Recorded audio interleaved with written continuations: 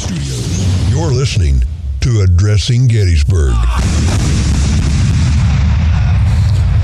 Hello, everybody, and welcome to this first live Ask A Gettysburg guide ever, ladies and gentlemen, ever. We are talking today about the world-famous Iron Brigade. You could also pick up a lovely T-shirt, as you saw in the thumbnail. Several different designs about the Iron Brigade on our T-shirt shop, which is addressinggettysburg.com/shop. And usually we get right into the Ask A Guides, but since this is our first live one, we're going to just give you a little housekeeping here. Here's how it's going to go. As you might see, Michael 6 Questions Lentz did a $10 super chat. And he said, what artillery battery is most commonly associated with the Iron Brigade, and did they draw from the ranks of the brigade to replace losses? Now, I bet you he knows the answer to that already, but we're going to ask that once we get into things. But that is how your comment or question or analysis or thought or whatever on the Battle of Gettysburg, in this particular case, the Iron Brigade in the Battle of Gettysburg, is going to be read on the air. That money is actually going to help feed the crew and our guests because they come to do these shows after work and it's dinner time. And so I said, I will buy you dinner, but we're not a $1 million organization here. So any bit of help towards that will be greatly appreciated. So that's how you do it there. Now, if you don't want to pay, if you want to continue to freeload, that is fine. That is fine. That is your right as an American. But you want to ask a question, you have to call 717-420-1978. To make it easy on us, we're going to take the calls while after the commercial break. So when we get to the commercial break, that's your cue to call in and get in the queue, and we will take your questions there. Of course, there are pre-submitted questions by our patrons over at patreon.com/addressinggettysburg. That is a wonderful way to support the show. And that is all I'm going to bug you with all that stuff there now, right? I think that's good enough. Thank you for watching. Now, let's get to the purpose of this show. Today's show is about the Iron Brigade. Everybody loves the Iron Brigade. Oh, it is so fascinating. The Iron Brigade. Oh, by the way, sorry, one more thing. That $10 super chat that 6 Questions sent in, the super chat has to be $10 or more. But I will read this one here from Heart's Horn Guy. He said, could 100 Iron Brigade soldiers take on one guerrilla? And that is a great question. But we'll get to that later on. Larry Korczyk is here with us today. Larry, you are an Iron Brigade enthusiast. I am an Iron Brigade enthusiast, yes. But please don't attach the word expert to me. Oh. All right, then I will not. I do not like the word expert attached to me. Oh, okay. But I am a strong enthusiast. I like the way you put that. Okay, good. Good. And I'd also like to say, you put a lot of pressure on me here. Why is that? First live show. I know. I mean, come on. I know. A lot of pressure. Hey, listen, Larry. They said, who do you want for your first live show? I said, you might as well go with the best. We'll go with Larry. I appreciate that. Okay. I appreciate that. And in the back there, operating the cameras, is our buddy Court Micker. Hello, Court. How are you? Hello, Matthew. Court is a Gettysburg and history enthusiast in general, and he will throw his 2 cents in as well. Your mic is always open, Court, so you're welcome to speak. Thank you. Okay. So, Iron Brigade. Let's get talking about them. Okay, let's go. All right. I'm ready, I hope. The Battle of Gettysburg was their first battle ever, right? No. Oh. No. This is interesting. No. Okay. No. Well, why don't you start us off with a little history of the Iron Brigade? The Iron Brigade essentially is formed in August of 1861. And that's when the 3 Wisconsin regiments, the 2nd, 6th, and 7th, will have the 19th Indiana added to them to form a brigade. Okay? Okay. Their first battle is going to be 2nd Manassas. That's going to be their first battle. But after they're formed in 1861, they initially become attached to the corps of Irvin McDowell and his Army of the Rappahannock. And later on, of course, the Army of the Rappahannock, which will be the first corps of the Army of Virginia under John Pope. So they're not going to fight with the Army of the Potomac until later in the war. Okay. First with Irvin McDowell, then they'll be attached to the Army of Virginia. and they will not participate in the Peninsula Campaign. They're not going to be at the Peninsula. They're going to be in Fredericksburg during the Peninsula Campaign with Irvin McDowell's Army of the Rappahannock. Okay, their first battle would really essentially be the Battle of the Bronner Farm.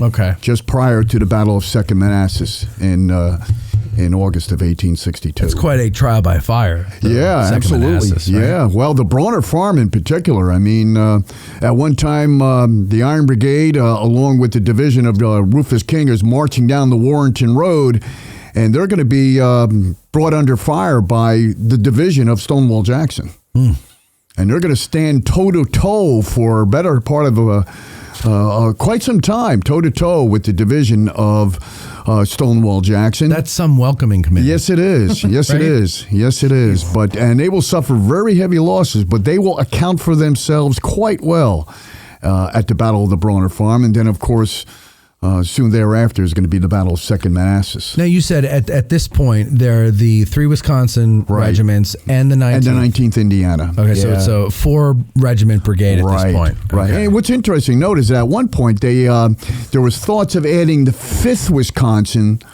with the 2nd, 6th, and 7th, making an all-Wisconsin brigade. But for some reason, that did not happen, and he added the 19th Indiana. So prior to being brigaded together, did any of those regiments see combat elsewhere, or is this everybody's first time? The Battle of the Bronner Farm is really their introduction to battle. Okay. Yeah, I mean, they didn't see any action really at all at Fredericksburg, in occupation of Fredericksburg, while McClellan is battling on the peninsula. Okay, so it's not that they're new to the service. It's just their service has not led them to a battlefield. You might say they have not seen the elephant to date. They have not seen the elephant. Right, they have not seen the elephant to date. Okay, so second now, then I guess the next thing we have is Antietam. Antietam. So what happens Which is there? really going to be quite a bloodbath for both armies, of course. Sure. Resulting in over those 23,000 casualties. But the Iron Brigade on the morning of September 17th will fight in that cornfield. The brigade will fight in that cornfield, and they're going to just take terrible losses. They have great luck from the first battle there, don't they? Absolutely. They're in all the right places. Yeah, the Bronner Farm was an absolute brawl, and then, of course, the follow-up is the Battle of Antietam, the bloodiest battle in American history. Now, so go back to Second Manassas real quick. Yeah. What are they numbering at this point?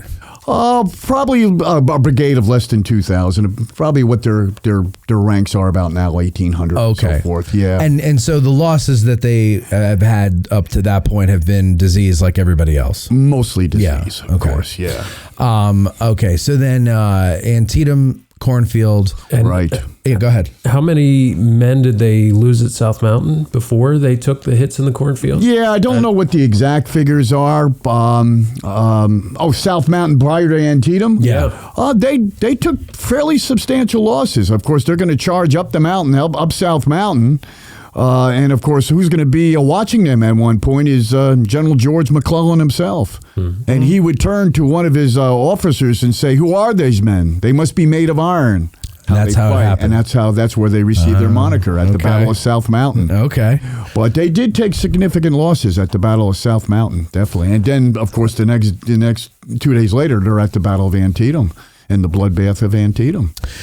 And then I guess the next big one would be Fredericksburg. So how'd they do there? Well, what's going to happen after the Battle of Antietam with the substantial losses that the brigade had suffered at the Battle of Antietam, the brigade commander, General John Gibbon, will request a new regiment to help fill the ranks. Mm-hmm. And he specifically asked for an all-Western regiment. He wants a regiment from the West. And then eventually the 24th Michigan is added to the brigade. And their first battle will be at the Battle of Fredericksburg in December of 1862. So let me jump in with 6 questions. Question here: what artillery battery is most commonly associated with the Iron Brigade, and did they draw from the ranks of the brigade to replace losses? I'm not sure. Does he mean in general or at Gettysburg? Oh, well, probably every battle. Okay. I mean, that's going to be Lieutenant Stewart, Battery B.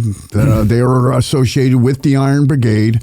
And at Antietam, they're going to suffer. The battery will suffer, fairly heavy losses for a battery. And oftentimes, quite often, when the ranks were depleted, infantrymen were drafted to fill the ranks. So that's, I mean, I guess they must have seen guns being operated enough to know how to. I mean, how do you just pull somebody? It's always a problem when you're adding infantrymen to operate a battery because they don't necessarily know the firing sequence. So there could be problems without a doubt. I mean, it's not like maybe I'm assuming something stupid here, but maybe would it have been that they would have had an entire gun crew be infantrymen with no artillerymen as guides? I don't think you'd ever see that. Right. You're going to have some. You're going to have some cannoneers. Yeah. Operating the gun. So they just needed bodies that could follow direction. And in fact, it may have just been the number 5 man. What's the number 5 man do on a battery crew? He's the soldier who's bringing the ammunition forward after it's been prepared at the limber chest and delivering it to the number 2 man. Right. And so okay. Something easy. Pretty easy job to do. They're not commanding a battery. Yeah. No, they're not commanding a battery. No, not at all. Okay. So I should mention at the Battle of Fredericksburg. I mean, when they're stationed in Fredericksburg with Irvin McDowell's army of the Rappahannock, that is where General John Gibbon will order them to purchase the uniform that they'll become famous for wearing. The famous black hat. Okay. The white leggings, the frock coat. Yeah, but they were ordered to purchase them themselves. Yeah, I bet that was expensive. Yeah, they're taking them out of their monthly pay. Oh man! Yeah. But he wanted them to look good. Well, he wanted to instill discipline within the ranks. He recognized that these men from the West were somewhat ill-disciplined, but they were good raw material, and he figured all I need to do is instill discipline, drill them consistently and constantly, and they'll become good soldiers, which they obviously did. Now that you're on the uniform, this is kind of skipping around here, but Matthew Gillespie wants to know, why did the Iron Brigade adopt the Maltese Cross design on their monuments? Well, the Maltese Cross is what's going to be what General Joseph Hooker is going to do prior to the Battle of Chancellorsville. He's going to assign each and every of the 7 Army Corps in the Army of the Potomac a specific symbol that represent them. So it's not the Iron Brigade that chose the Maltese Cross. It was assigned to them by General Joseph Hooker, and they just happened to get the Maltese Cross. The brigades got the No, symbols it's the Corps. It's the Corps that is assigned the Corps symbol, but of course, each and every soldier in the Corps, what they would do, they would wear that symbol on the top of their hat. Right. It fosters communication and identification. But I don't think that's what he's talking about. What's he talking about? He's talking about maybe it's not the Maltese Cross. What is that? It's not quite. What is it? It's the design. It has the like the fireman's. It looks more like a fireman's badge. That's the Maltese Cross. That is the Maltese Cross? That is the Maltese Cross. I think it's a Maltese Cross, but not the 5th Corps Maltese Cross. Right, because I was going to say, the 5th Corps is the four-sided, So what we're talking about, it looks like the fireman's. It's not a badge. It looks like somewhat like a fireman's badge. Yeah, I have a picture of it. I think. Yeah. Do you? Yeah. There's different overall. There's different designs. Yeah. But overall, the Maltese Cross is what's assigned to the 5th Corps. There's the Maltese Cross. That's the Maltese Cross. Oh, that is the Maltese Cross. That's definitely the Maltese Cross. Yeah, it's like a cross doing jumping jacks. Yeah, it's not like the 6th. It's not like the 6th Corps that has the Greek cross. Right. It's the Maltese. Cross. That's it right there. Yeah, absolutely. So that would have, but that's different than the 5th Corps Maltese Cross. That is no. Oh, pull up the 5th Corps Maltese Cross, Court. Yep. We have to get this right, Larry. I see I see where we're going. No, that is the specific design for the brigade. For the brigade, right. For the brigade. I'm sorry. Do we know where they got that from? I don't know that. Okay. No, I do not know that. Yeah. It's clever though. The Maltese Cross is the 5th Corps, correct? One thing for each regiment. Right, right. Whereas the 1st Corps, of which they belong, is the disc. Yeah. The disc. The circle. Or the circle or the moon, the full moon, yeah. Yes. So anyone watching it, There you go. Yeah, there's the Maltese Cross of the 5th Corps. Or the Iron Cross. Or the Iron Cross of the Wisconsin boys. Yeah. Yes. Yeah. Or the Iron Brigade. Let's see here. A Cup Plays. Thank you for the $25. He says, help feed the people. Always enjoy when I get the chance to listen to you. Thank you very much, sir. Okay. So continue on with the story here. I'm going to pepper these in. Of course, we've got their first battle with the 24th Michigan, and that is at the Battle of Fredericksburg. And I've got one quote here from the commanding officer of the 24th Michigan. He would say, "Steady, men, steady. Those boys from Wisconsin are watching you." So keep in mind, when the 24th Michigan is added to the brigade, they've got to prove themselves. They're an unproven regiment. And the Wisconsin boys are watching them under fire for the first time at the Battle of Fredericksburg, particularly artillery fire. Yeah. And they did prove they did weather the artillery fire well and performed well. But they weren't in the assault on Marie's Heights? No, they weren't. Right. No, they did not assault Marie's Heights. So they were, where were they? Further down?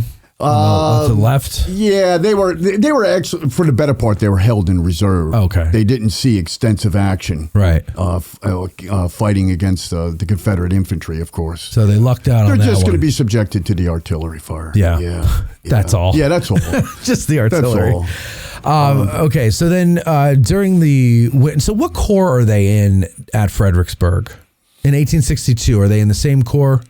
They are, at this point, they're in the Army of the Potomac. They're in the 1st Corps. In the 1st Corps, okay. So that's not going to change. No, that's not going to change. All right. But other things do change in the Army during the winter when Hooker takes over and he implements all these changes. Yeah. How do any of them affect the Iron Brigade, if anything? Not much at all. They're still going to remain in the 1st Corps for the Battle of Chancellorsville. At Chancellorsville, once again, the Iron Brigade and the better part of the 1st Corps is going to be held in reserve.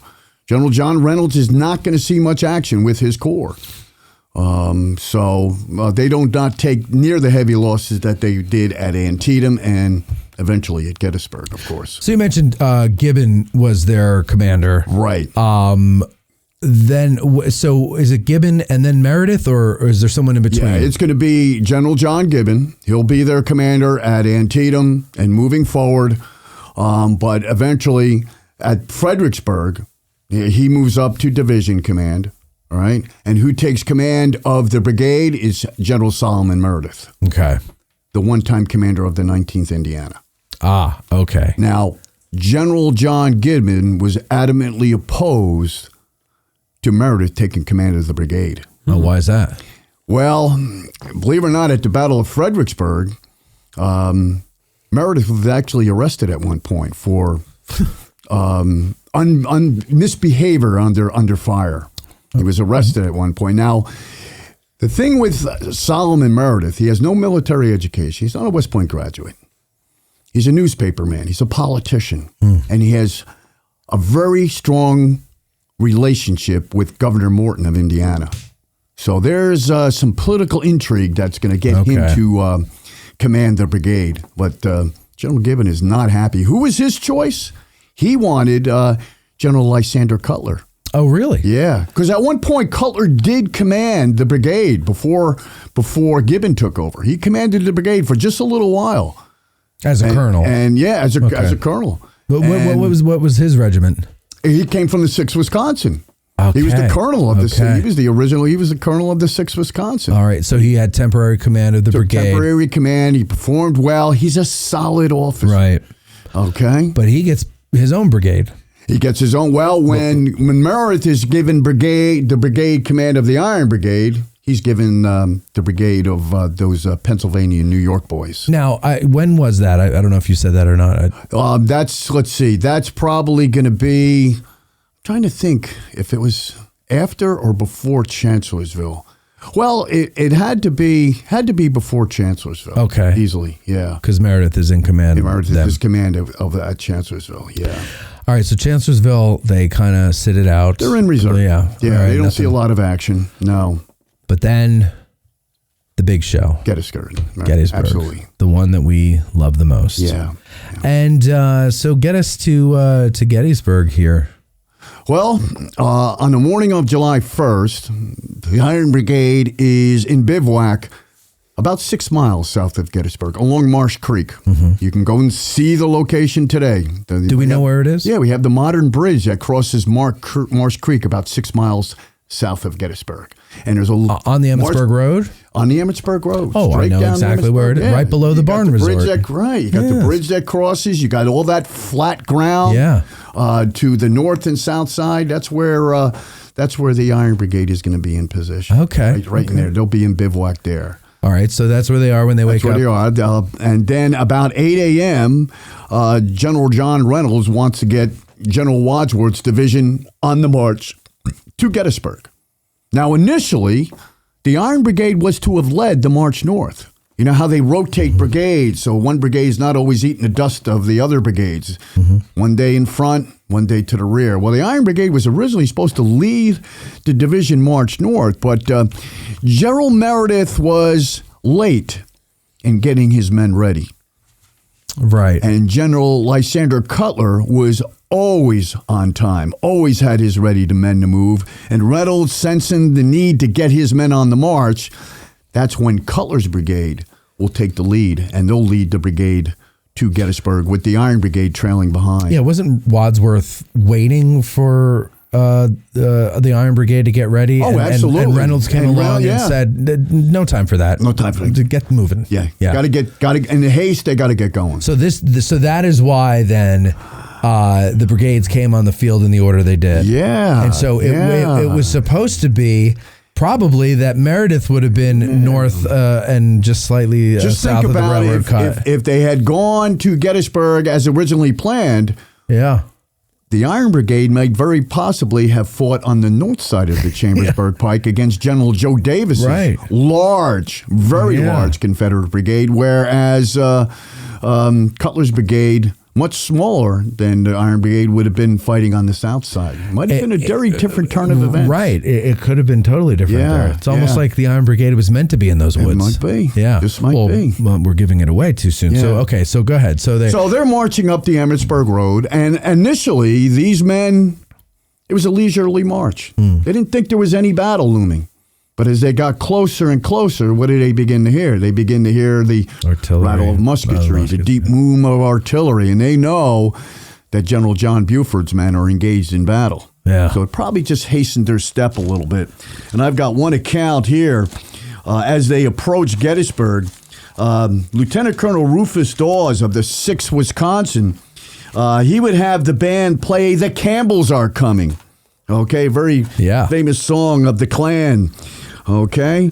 The Campbell clan. Campbells are coming, the Campbell clan. Not the Ku Klux Klan. No, not the Ku Klux Klan. The fierce rattling song of the clans, not the KKK. The clans, okay. Lieutenant Colonel Rufus Dawes of the 6th Wisconsin, he selected the song, he said, quote, "through a fancy that the people would infer that the rebels are running or would very soon be running after so fine a body of soldiers of the 6th Wisconsin was to confront them."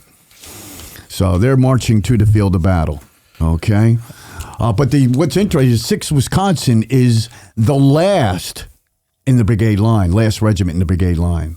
So as they're marching north, we got the 2nd Wisconsin first, then the 7th, then you've got the 19th Indiana, 24th Michigan, and last the 6th Wisconsin, along with what's called the Brigade Guard. Right. The Brigade Guard. Explain the Brigade Guard. The Brigade Guard is where you take 20 men from each regiment to form what's called the Brigade Guard. Oftentimes they would act as a provost marshal. Sometimes as the brigade moved into battle, they would be left behind to guard the knapsacks that the men dropped off so that they could retrieve them after a battle. But the Brigade Guard is eventually attached to the 6th Wisconsin. Yeah.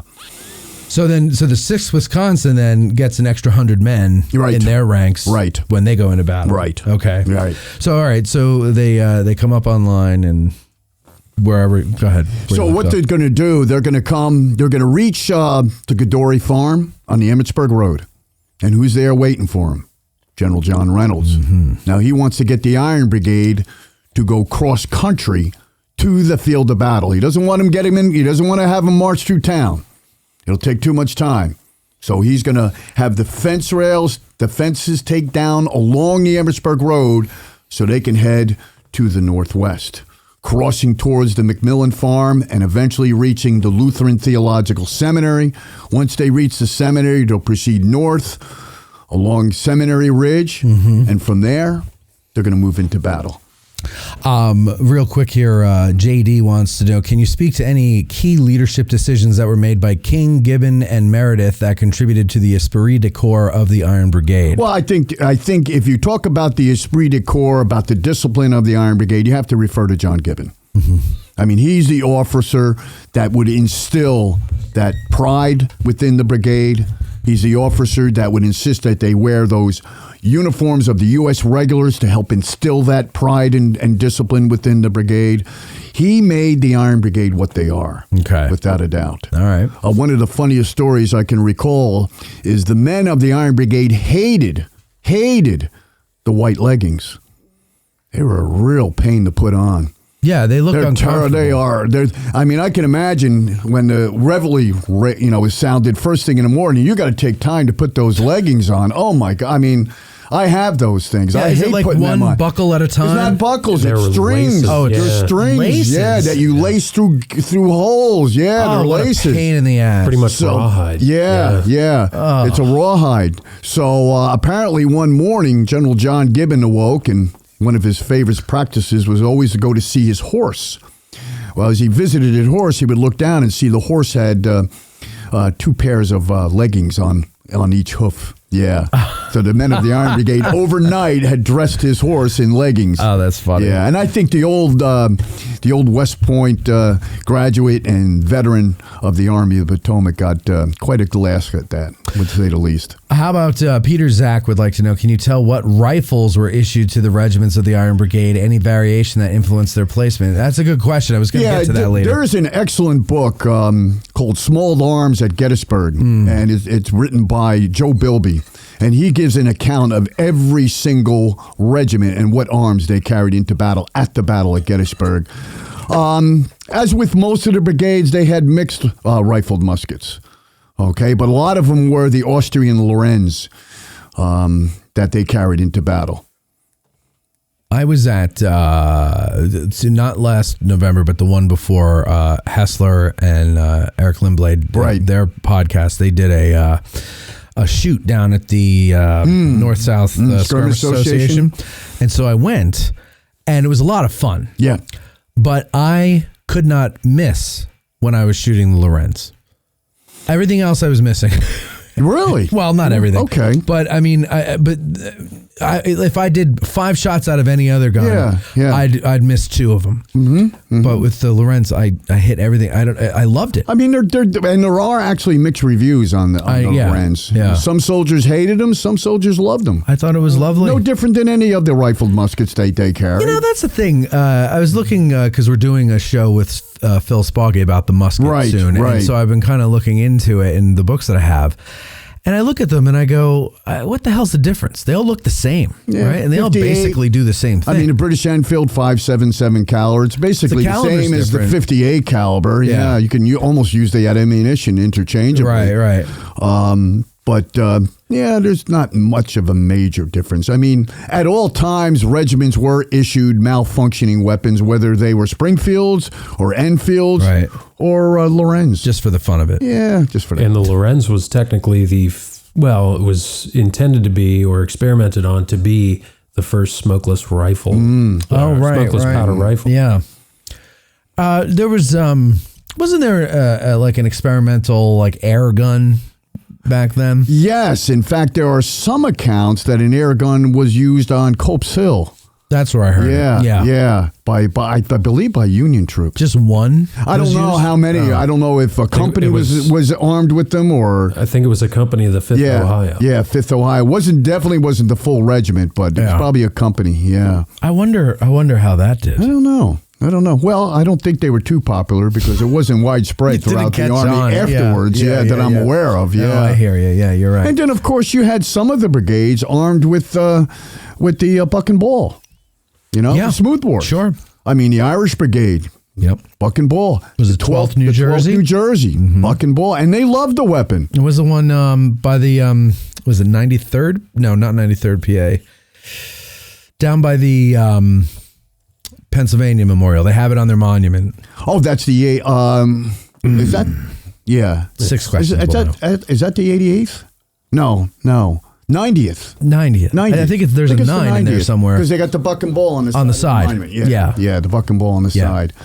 Yeah.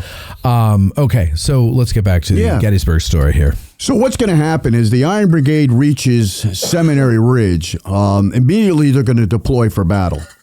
And they're going to move forward from the ridge. They're initially moving down Seminary Ridge in column, but then they're going to turn left to the west. And then once they turn left, they're going to go from column into line of battle. 2nd Wisconsin first. And they're going to move forward in what we would call an echelon approach, where the 1st Regiment, the 2nd Wisconsin, is out front, and to the left rear of the 2nd is the 7th Wisconsin. To the left rear of the 7th Wisconsin, we've got the 19th Indiana. And then to the left rear of the 19th Indiana is the 24th Michigan. So that's how they're coming forward in that staggered approach. Okay. To Herbst Woods. And those Alabamans and Tennesseans are eventually making their way through Herbst Woods. So give me it again. 2nd, 7th, 24th. Oh, 19th, 24th. And then the 24th is on the far left of the brigade. And so the 6th is? 6th Wisconsin is going to be sent over to the seminary in reserve. Okay. Along with the brigade guard. So the 6th Wisconsin is the entire reserve for Wadsworth's division. Right. For Wadsworth. He's going to be in reserve for Wadsworth. Whenever a division went into battle, generally would take at least one regiment and hold them in reserve. Should that an emergency arise, they could be plugged into a gap to fill an emergency situation, or if an opportunity arose, they could be used to exploit an opportunity. You know, one of the things about the first day that's very glaring to me is that it really shows the difference between any Union unit versus its Confederate counterpart. Regiment, brigade, division, corps. The Confederates always outnumber them. Right. Generally they do. Yeah. And that's because of the policy of Abraham Lincoln. Which is what? Well, as the war progressed, the Union, along with Abraham Lincoln, rather than re-recruiting regiments to close to their original strength, or at least recruit them to a respectable strength, what they elected to do instead was just raise entire new regiments. Why? Well, who appointed the field grade officers for these new regiments? The governors of the respective states. So this is patronage. This is political patronage, where the governor can appoint those field grade officers. Him to make a new regiment. Right. So in other words, a lot of these veteran regiments just continue to dwindle down. Yeah, there is some recruitment for them, but for the better part, brand new regiments are raised rather than raising the strength of some of the veteran regiments. Yeah, it's interesting too, because by the end of this battle, and I'm sure this happened in other battles, but some regiments are commanded by captains. Oh, absolutely. I mean, because everybody's even on the Confederate side at times. Yeah, absolutely crazy. So that's the thing about the first day to me, is that you really get to see that corps to corps. Yeah. The Union is they're not going to have as many men. Well, it all depends how that commanding general wants to slice up the pie in order to maintain command and control.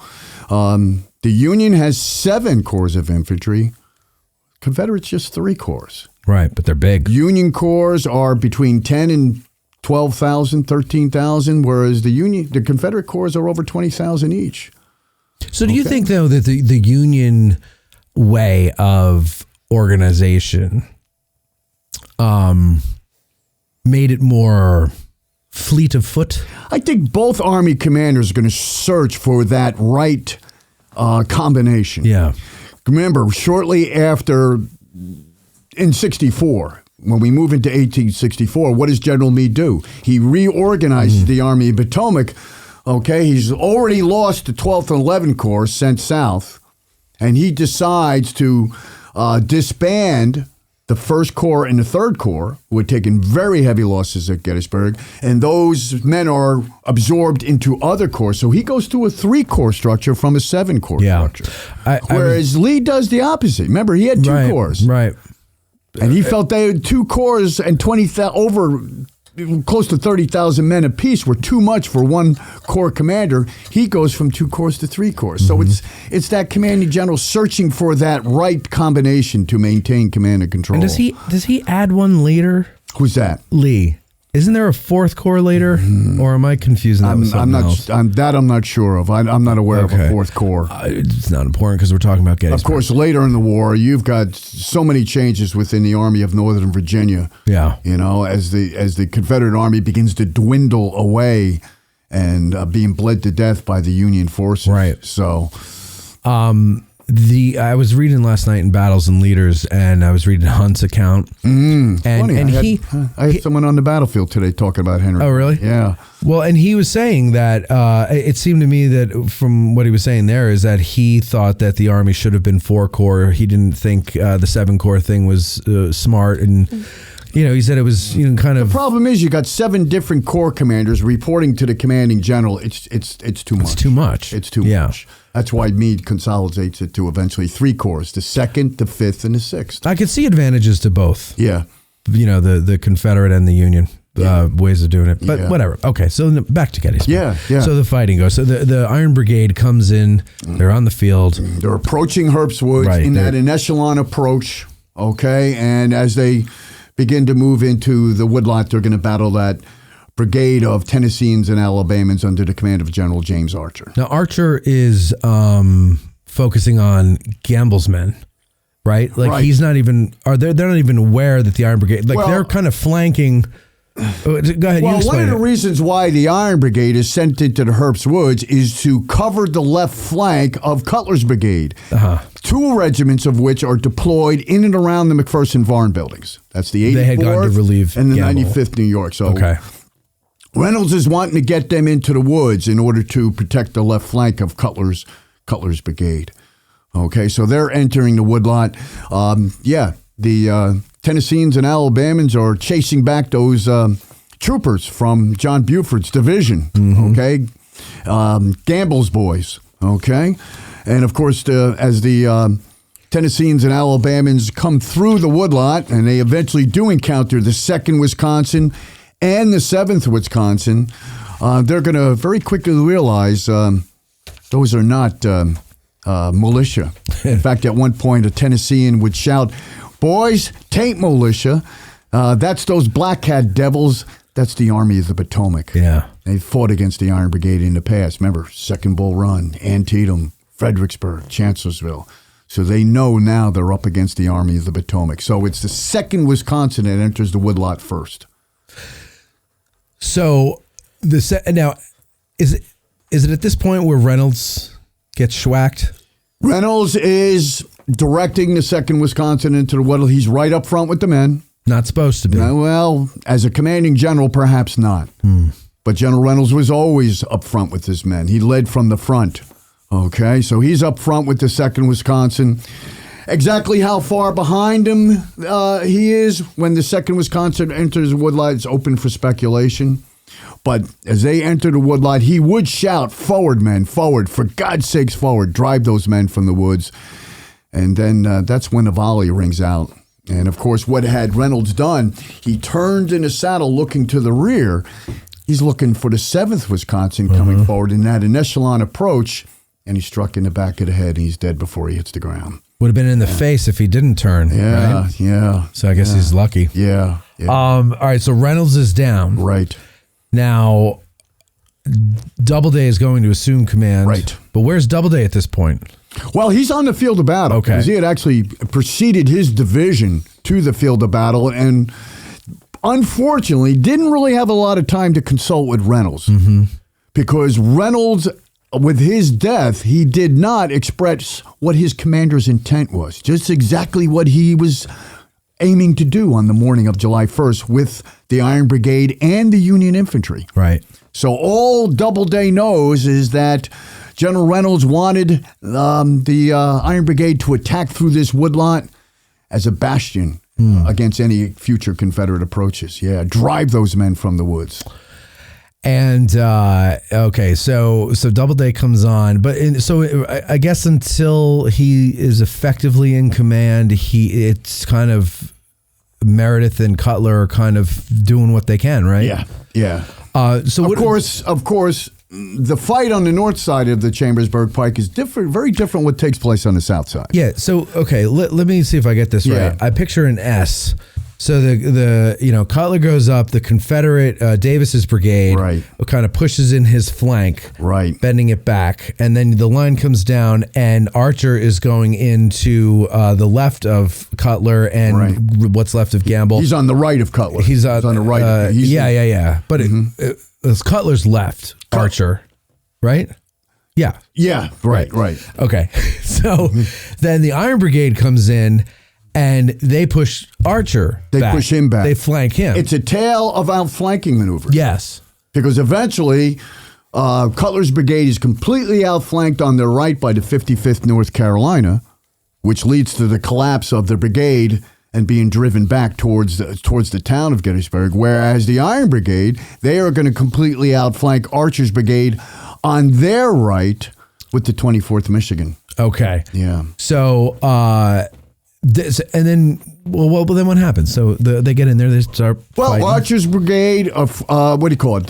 I should say Cutler's brigade is going to be routed by General Joe Davis's brigade. That's the 55th North Carolina, the 2nd Mississippi, and the 42nd Mississippi. They're driving Cutler back, okay? In the meantime, the Iron Brigade has reached the Herbst Woods, and they begin driving the Alabama and Tennessee boys back of Archer's brigade. In fact, when the 2nd Wisconsin makes that initial entry into the woodlot, they're going to sustain a volley from 2 Tennessee regiments, the 7th and 14th. It was said with that single volley alone, 30% of all the casualties that the 2nd Wisconsin suffered on the day were a result of that first single volley. Wow. And eventually, the 2nd Wisconsin suffers 77% casualties. So how many? Let's talk numbers here. How many men does the 2nd Wisconsin have? 302. And then how many men do the 7th and 14th Tennessee have? Oh, it's a small brigade, probably in the mid 200s. Each, yeah. Okay. So overall, Archer only has 1,200? Probably not even that. Okay. Maybe 1,000 men as he's going through the woodlot. Yeah, because he's been battling those troopers, those Union troopers. So he's lost some men. So by this point, he's got probably a little over 1,000 at most. Gotcha. Yeah, a little over 1,000 at most. Whereas the Iron Brigade, they've got 1,829 men, but of course the 6th Wisconsin, which has about 444 men with the brigade guard. You got to minus that. So we've got about 1,400 men plus going into Herbst Woods. Okay. Yeah. Now, so at this point, the fighting in the woods, it's not really a, just stand and keep shooting at each other type of fight. Very quickly, Archer's brigade is going to be routed. Because what happens as the 2nd Wisconsin recovers from that initial staggering volley, they continue forward into the wood line. And at that point, who begins to catch up to them about, maybe parallel? They could probably see the McPherson barn and house on their right. Once they enter that deep into the woodlot, that's when the 7th Wisconsin catches up to them. Okay? Yeah. And that's when they have one continuous line, 2nd and 7th. But with that, now the 7th Wisconsin has their left flank temporarily exposed because the 19th Indiana and the 24th Michigan are still coming forward to their left rear. So at this point, the 1st Tennessee, along with the 13th Alabama, they think they have an opportunity whereby if they could change front and face that vulnerable left flank, they could strike the Iron Brigade on their left, those 2 Wisconsin regiments. And they do just that. They change front, facing to the north to strike that flank, deliver a crushing volley on the left flank of the 7th Indiana. But just as they completed their movement, who comes crashing down through the wheat upon those 2 regiments that had changed front? The 19th Indiana. Right. So the tables So are they get immediate. fl- So so now a turning movement Yeah. to make a flank attack is going to happen to those two regiments. It's a story of flanking the Flank flankers. maneuvers. Yeah. Yeah. And then, of course, you got the 24th Michigan eventually reaches to the left of the 19th. Yeah. So Indiana. at some point, the 19th and 24th switch positions in line. That's for the afternoon. Oh, okay. contest. Okay. That So is we for the haven't gotten there afternoon yet. contest. So yeah. the Iron Brigade kind of pursues Archer's Brigade across Willoughby's Run. Right. And They're driving through the Herbst Woods. They eventually drive them all the way across Willoughby's Run. Okay. Some of the men in the Iron Brigade are crossing the Willoughby's Run. They continue to chase the Tennesseans and Alabamans all the way back to Hers Ridge. yeah, trying to play some golf. Right. Yeah, maybe a round of golf with Eisenhower. But at that point, that's where at one point, General Archer is trying to reform some of his men on the other side, the west side of Willoughby's Run. He's with the color bearer of the 13th Alabama. Well, he's trying to reform in a little bit of patch of woods just to the west side of Willoughby's Run when all of a sudden a big Irishman by the name of Private Patrick Maloney grabs him from the collar and literally begins dragging him to the rear into captivity. Is that And almost immediately, Archer wants to get to the rear into captivity. He's afraid this Irishman's going to kill him. He really is. He's afraid he's going to kill him. Yeah. And then as he's being dragged to the rear, who does Archer come upon? His old pre-war buddy in the Army. That's General Abner Doubleday. And Doubleday says, "How are you, Archie? I'm glad to see you." And Archie would say, "Well, I'm not glad to see you by a damn sight." And I'm sure it was a little more colorful language, too, mixed in there. How do you think, do you think that was said with animosity, or do you think that was kind of like self-deprecating humor type of thing? I mean, I'm thinking if I bump into an old friend in that circumstance. Yeah. Right? I think, it would be kind of the like, type of person Doubleday was, I think he was probably glad to see Archer. No, I'm talking about Archer's comment. Oh, Archer's comment. Yeah. Oh, he's humiliated at this point. So you think Keep in mind, he is it. the first general officer captured under Lee's command. Oh, right. Since Lee took command, he's the first general officer captured he's under got Lee. that distinction. Not a notoriety that he perhaps wants. Yeah. No, So yeah. he's humiliated at this point. He's being led to the rear by this Irishman. And eventually, of course, he's going to be stripped of his sword. There were some accounts that he had taken his sword, thrust it in the ground, and broke it off at the hilt. But Lieutenant Harris, part of Solomon Meredith's staff, would dispute that. He was saying that he was relieved of his sword at one point. And he didn't want to surrender to lower rank. That's right. And Right. so He wants to surrender to an officer of at least equal or higher rank. Yeah. Absolutely. And is that what is that like protocol? Yeah, it is. Yeah, that's more or less protocol. Yeah. Okay. Yeah. So then I'm getting that takes kind of brings an end to the morning's fighting for the Iron Brigade, or what happens? There's another action that takes place. Well, first of all, wait. Yeah. So they're going chasing him over Willoughby's Run up the field. Finally they're being called back. Yeah, who's calling them back? Some of the boys are yelling on to Richmond. No, that's enough for one morning. Right. They're being called back to their officers. Okay, because by crossing Willoughby's Run and chasing him west to Hers Ridge, they're overextending themselves. Right. So they're going to be called back. They're going to be called back eventually and reform on West McPherson's Ridge. West McPherson's Ridge. Okay, there's two McPherson's Ridge, east and then west. So they're going to reform on West McPherson's Ridge. So east would be where the road is. Right. And west would be... in front of Reynolds Death Site Memorial today. Yeah. Right. And then west would be where the road goes through the where their woods. monuments rest today. Okay. Yeah, that's roughly West McPherson's Ridge. And if you go there, it's a pretty decent hill. It's a good-sized slope coming up from Willoughby's Run, without a doubt. I wouldn't mind trying to hold that hill. No, it's... Have a good advantage there. Yeah. The only problem is the Iron Brigade is forward, and as the 3rd Division of the 1st Corps arrives, Colonel Roy Stone and his 3 Bucktail regiments are deployed where? In and around the McPherson Farm buildings. But then the last brigade to arrive on the field of battle of the 3rd Division is going to be Colonel Chapman Biddle. Where does he eventually form his brigade? To the left. Back on East McPherson. Yeah. Okay. Yeah. Not in support of the left flank of the Iron Brigade. Right. Yeah. So they're on either side of the Iron Brigade, which must make command very fun. Many of the officers of the Iron Brigade, the commanding officers, Colonel Henry Moreau, had requested from General Solomon Meredith and then through Doubleday to pull the Iron Brigade back to East McPherson's Ridge. But Doubleday would say no. As far as he knows, that General Reynolds wanted the Iron Brigade to secure the position in the woodlot as a bastion against any further Confederate incursions from the west. Sounds smart. Yeah. You don't want to give. You don't want to give them that height. You don't want to give up ground that you've earned in blood. Right. Yeah, exactly. Absolutely. So, but that doesn't finish the action, of course, on the morning, because what do we have with the 6th Wisconsin? 6th Wisconsin can make that charge upon the railroad. So, okay, but before we get there, so I just want to make sure that I'm getting this right in my head of the timeline.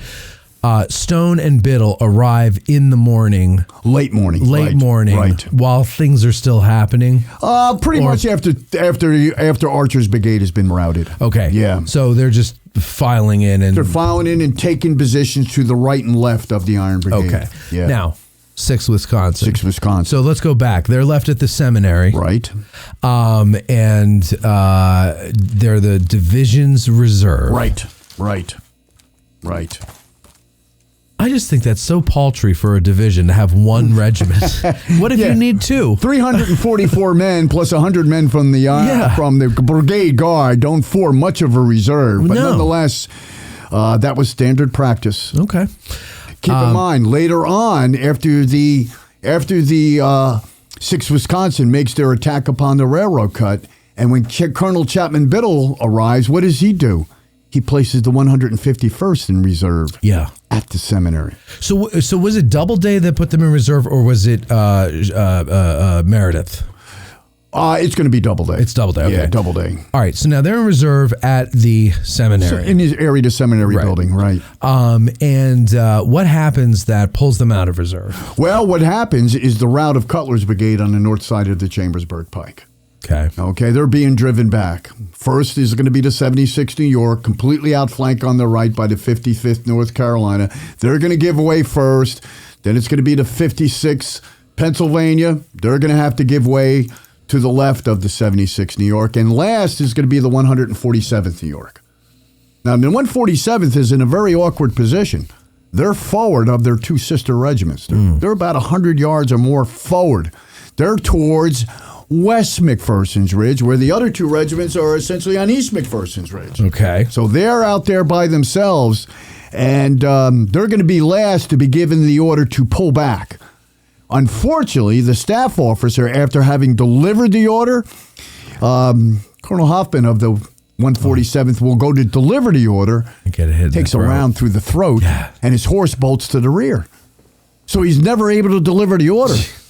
So Major Harney takes command of the regiment, and the soldiers within the ranks are pleading, "We must retreat. We're being surrounded." Mm-hmm. And he would say, "I have no orders to do so.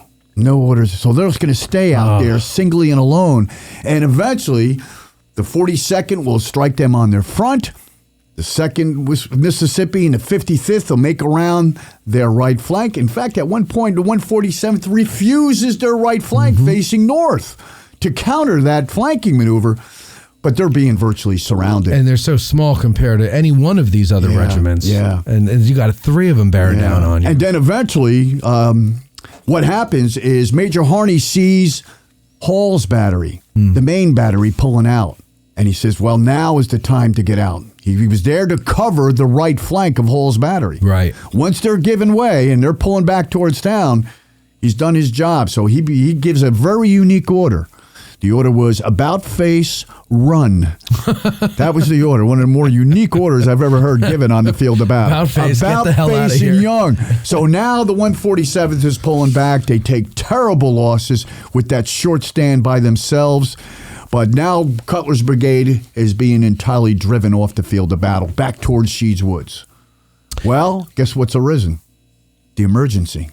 Yes. And that's where General Doubleday will order the 6th Wisconsin to move to the north towards that railroad cut. So now to retrieve the fortunes of the day. Yeah. So, okay, by the time he sends them over there, Are the Confederates in the cut yet? No, no. Okay. They're not in the cut. In fact, as they're driving Cutler's men, as they would say, back towards town, right? Okay, they're heading directly east. Okay. But then all of a sudden, they look to the south. And what do they see? They see a blue wave coming towards them. That's the men of the 6th Wisconsin. So what they do is they change front. Now they're going to direct the brigade facing directly south. So you'll have the 55th North Carolina furthest towards the east, the 2nd Mississippi in the center, and the 42nd Mississippi furthest to the west. That's the new brigade line as they've changed front facing south. Yeah, okay. By the way, folks at home, if you have the Lano map book, it's helpful to look at that while you're going. That's what I'm doing. I'm always a little intimidated when I take a guest on the field and he breaks out Lano. I said, I better be on my game. Right. Yeah. Another good one is Brad Gottfried's book, Maps of Gettysburg. Excellent. Continue. So here you got the 3 regiments of Joe Davis's brigade have changed front facing the south with the approach of the 6th Wisconsin. And as the 6th Wisconsin nears the southern fence line along the Chambersburg Pike, that's when the Mississippians and North Carolinians are going to deliver a volley. Okay? And that's when, as the 6th Wisconsin that had gone from column to line of battle, that's when they finally reach the fence line, the south side of the Chambersburg Pike. Okay. And just beforehand, Lieutenant Colonel Dawes, commander of the 6th Wisconsin, his horse had been struck, and he went down heavily in a pile. And as his men are going past him, he goes, "Go on, boys, go on." So they reach the fence line. And that's where Lieutenant Colonel Dawes, perhaps even still under the horse, shouts to his men, "Fire! Fire by file from the right." And that's where the 6th Wisconsin will fire their very first staggered yet effective volley upon those Mississippians and North Carolinians. Okay? When you fire by file from the right, you've got a regiment in line of battle, 2 ranks, front and rear rank. So the soldier in front with the soldier to his rear is considered one file. Yeah. So if you're firing by file from the right, the first file is first, and then after they file, it goes all the way down, one after the other, after the other, the other. The reason for that, when the last file fires all the way down on the left, now the men have gone to independent fire and have reloaded. So you've got a constant fire going downfield against the enemy. Okay. Now, would that have been executed? You know, when you go and see like out in the park here, and they have reenactors demonstrating, and they'll do that. Yeah. It's very bloop, bloop, bloop. But in reality, would it just be more like very quickly? Yeah. Just like these men are trained. Yeah, it's like a machine gun fire. Yeah, very quick down the line. Yeah. Of course, when you go to a lot of these great reenactments, what do the regiments do? They all get in one long line and they fire all at the same time. Right. Well, what's the problem with that? Then they're all unloaded at the same time. Yeah, no. By doing it fire by fire from the right, you maintain that constant fire. So would that have been more the more common order given? Yes, it would. Because once you fired your initial volley, it's going to be a fire by fire from the right, and then you go to independent fire. Fire at will. Each soldier loading and discharging his weapon as best as he can to get led downfield. Yeah. Okay. Okay. So they fired that first volley on the on the other side of the fence line, which is the southern boundary of the Chambersburg Pike, and then they're going to be ordered across. They're going to be ordered across, and they're going to end up climbing Cutler fence line, and now they're standing in the open field, no more than 150 yards from the railroad cut. But after the Confederates has sustained that first volley by the 6th Wisconsin, that's when they're going to decide to go down in the cut. They just disappear. Yeah, that's when they're going to decide. Ground swallows I got a them up. great. Let me see if I can quickly find that great quote by Lieutenant Harris. He talks about it. Where did these men from Mississippi and North Carolina go at a given point? Yeah, he would write. He said, "For once we will have a stand-up fight. No trees to hide behind. When all of a sudden, presto, they disappeared."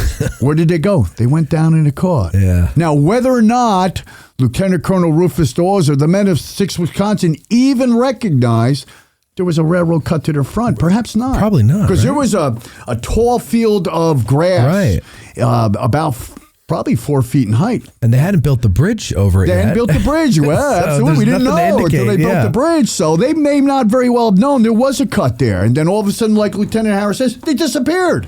Yeah. They went down in the cut. And so as Dawes's men are going across that field, they're taking what, leg wounds, right? That's when they're suffering the heaviest casualties. Yeah. Yeah, because initially they're standing out in the open after they crossed the second defense line. Yeah. And they're getting cut to pieces. They're standing out in the open. Yeah. So that's when Lieutenant Colonel Dawes, he's going to seek out the commanding officer of the 95th New York. And they're to their west. They're to their immediate left or to the west. They're, okay. Yeah. Oh, so they're like right there with them. They're aligned alongside them. Okay. Because what happened, the 84th in New York and the 95th New York, what they did, they pulled back about 100 yards, changed front facing north, and they're going to move across the cut to align themselves alongside the 6th Wisconsin. Okay. So we've got the 6th Wisconsin, 95th New York, and the 84th New York, the 14th Brooklyn. Yeah. And they're extending beyond. The 84th is beyond today's railroad bridge. Okay, that's how west they're extending. Beyond today's railroad bridge. Right. Yeah. Yeah, because that's where their monument is. That's where their monument is, right. Yeah. And the road wasn't there. Obviously not, no. Reynolds Ave. Or the bridge. Is it Reynolds or Buford at that point? It's About where the bridge is. That's Buford. That's Buford. I believe that's Buford. Okay. Yeah. So Buford Avenue wasn't there. No bridge was there. No. The mound that the bridge is on was built up for the Wow, bridge. yeah, exactly. That wasn't. That's not the original. That was flat ground extending all the way to the west. So it's hard to picture today unless you can remove the bridge. I'm sorry, and the road and the large embankment, and you can kind of see it when you go there. You can just tell. Yeah, absolutely. Yeah. Absolutely. Okay, so go ahead. Tell us. So we've got the 3 regiments in line. Yeah. And Rufus Dawes seeks out the commanding officer of the 95th New York. Now, Colonel Stone, the commanding officer, was wounded early on. So who's in command now? Major Pye. And he tells Major Pye, we must charge. We must charge. We cannot stand here out in the open. We're getting cut to pieces. And that's when Lieutenant Colonel Rufus Dawes will give the order to charge. Unfortunately, most of the men within the ranks did not hear the order. Oh. But who did hear the order? The flag. The colors. Yeah. And colors are always planted in the center. There's a center company of the regiment. So they charge first. And once they started moving forward, that's when the left wing and the right wing will charge trailing behind. So they're kind of like forming a V. So they're forming pretty much an inverted V as they're making their way towards the cut with the colors at the point. Okay. But also they're initially charging singling alone because the 95th New York never heard the order to charge. Okay? And at one point, that same Lieutenant Harris would approach the men of the 94th in New York and say, why will you not charge alongside of us?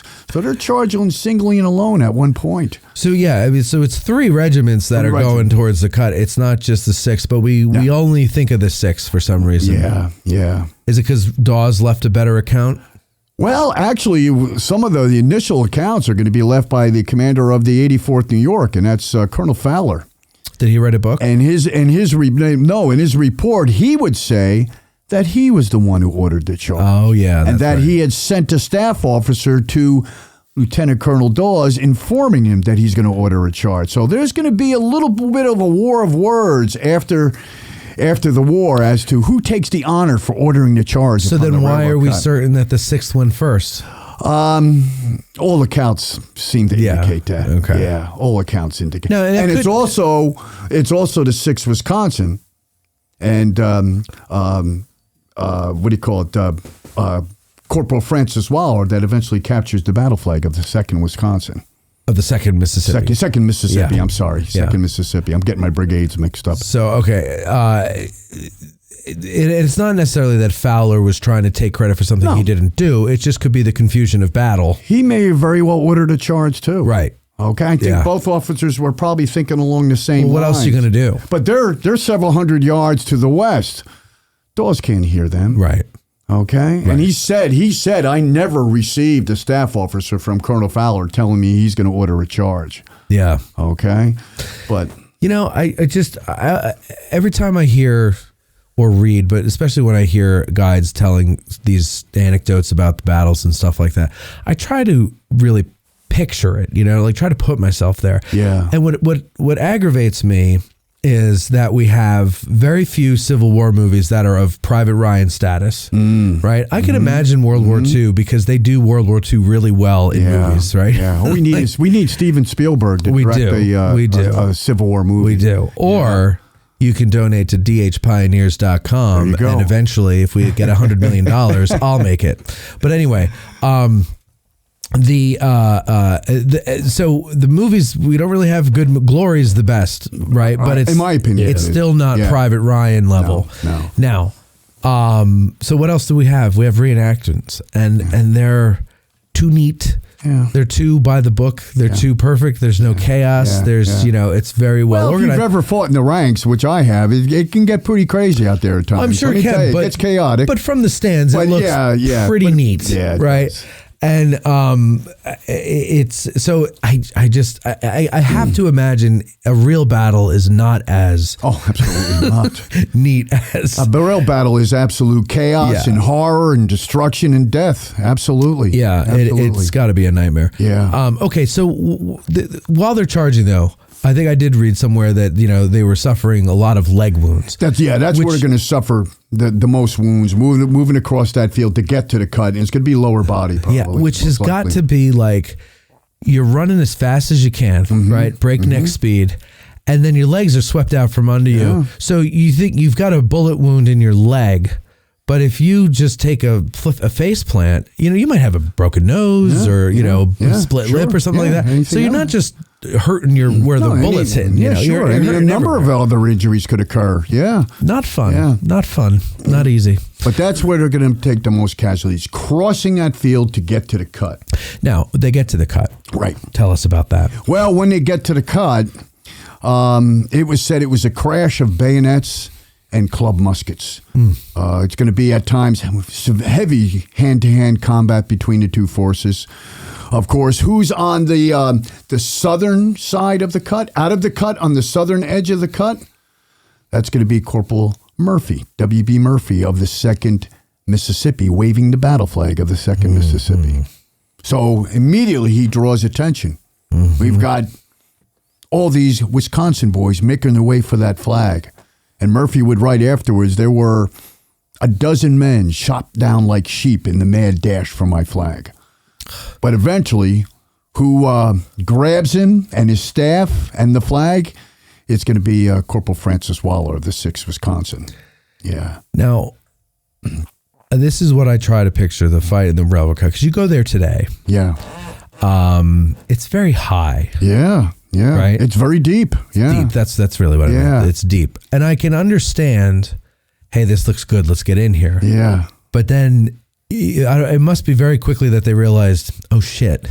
Yeah, unless you got a machine gun position on the southern ridge, on the southern edge of the cut, you're in a tough spot. Yeah, right. If the tables turn here, we're fish in a barrel, and that's really so. That's kind of what it becomes, right? Yeah. There's one way out that's easy. Yeah. And that's sealed off or no? Well, what they do is those that can escape, and that's going to be mostly the 42nd Mississippi, they're going to make their way directly west. Yeah. That way is open. That's smart and easy. Now, what had happened at one point, part of the 6th Wisconsin, part of the Brigade Guard will move into the railroad cut on the eastern edge, and they're going to be firing down the railroad cut to the west, striking those North Carolinians and Mississippians in the cut. Now, the 55th North Carolina, when they retreat, they're going to go north. Initially, they're going to go north and then proceed west. But the soldiers that take the brunt of the capture and the death and wounds is going to be the 2nd Mississippi in the very center. Okay. They're trapped in the center. Yeah, okay. Yeah, then they're also at the lowest point of the railroad cut. Yeah. Okay, we've been there, you and I. Yes, yes. That one spot where the CXS sign rests today. Yeah, don't go in here. Yeah. That's roughly the area where Corporal Murphy will have the flag taken from him. Okay, right at that spot. Because Dawes talks about it. When I approached the soldiers within the cut, it was roughly 4 feet deep where I stood. Okay. So roughly in that area. And that's an unfinished railroad cut. Right. So it might the bed had been laid. Okay. Okay. The bed was there, but the rails would not be laid until a couple decades after the Civil War, 1884. Do we know, was the bed the same as it is today? Probably was it higher not, or lower? not probably quite as high.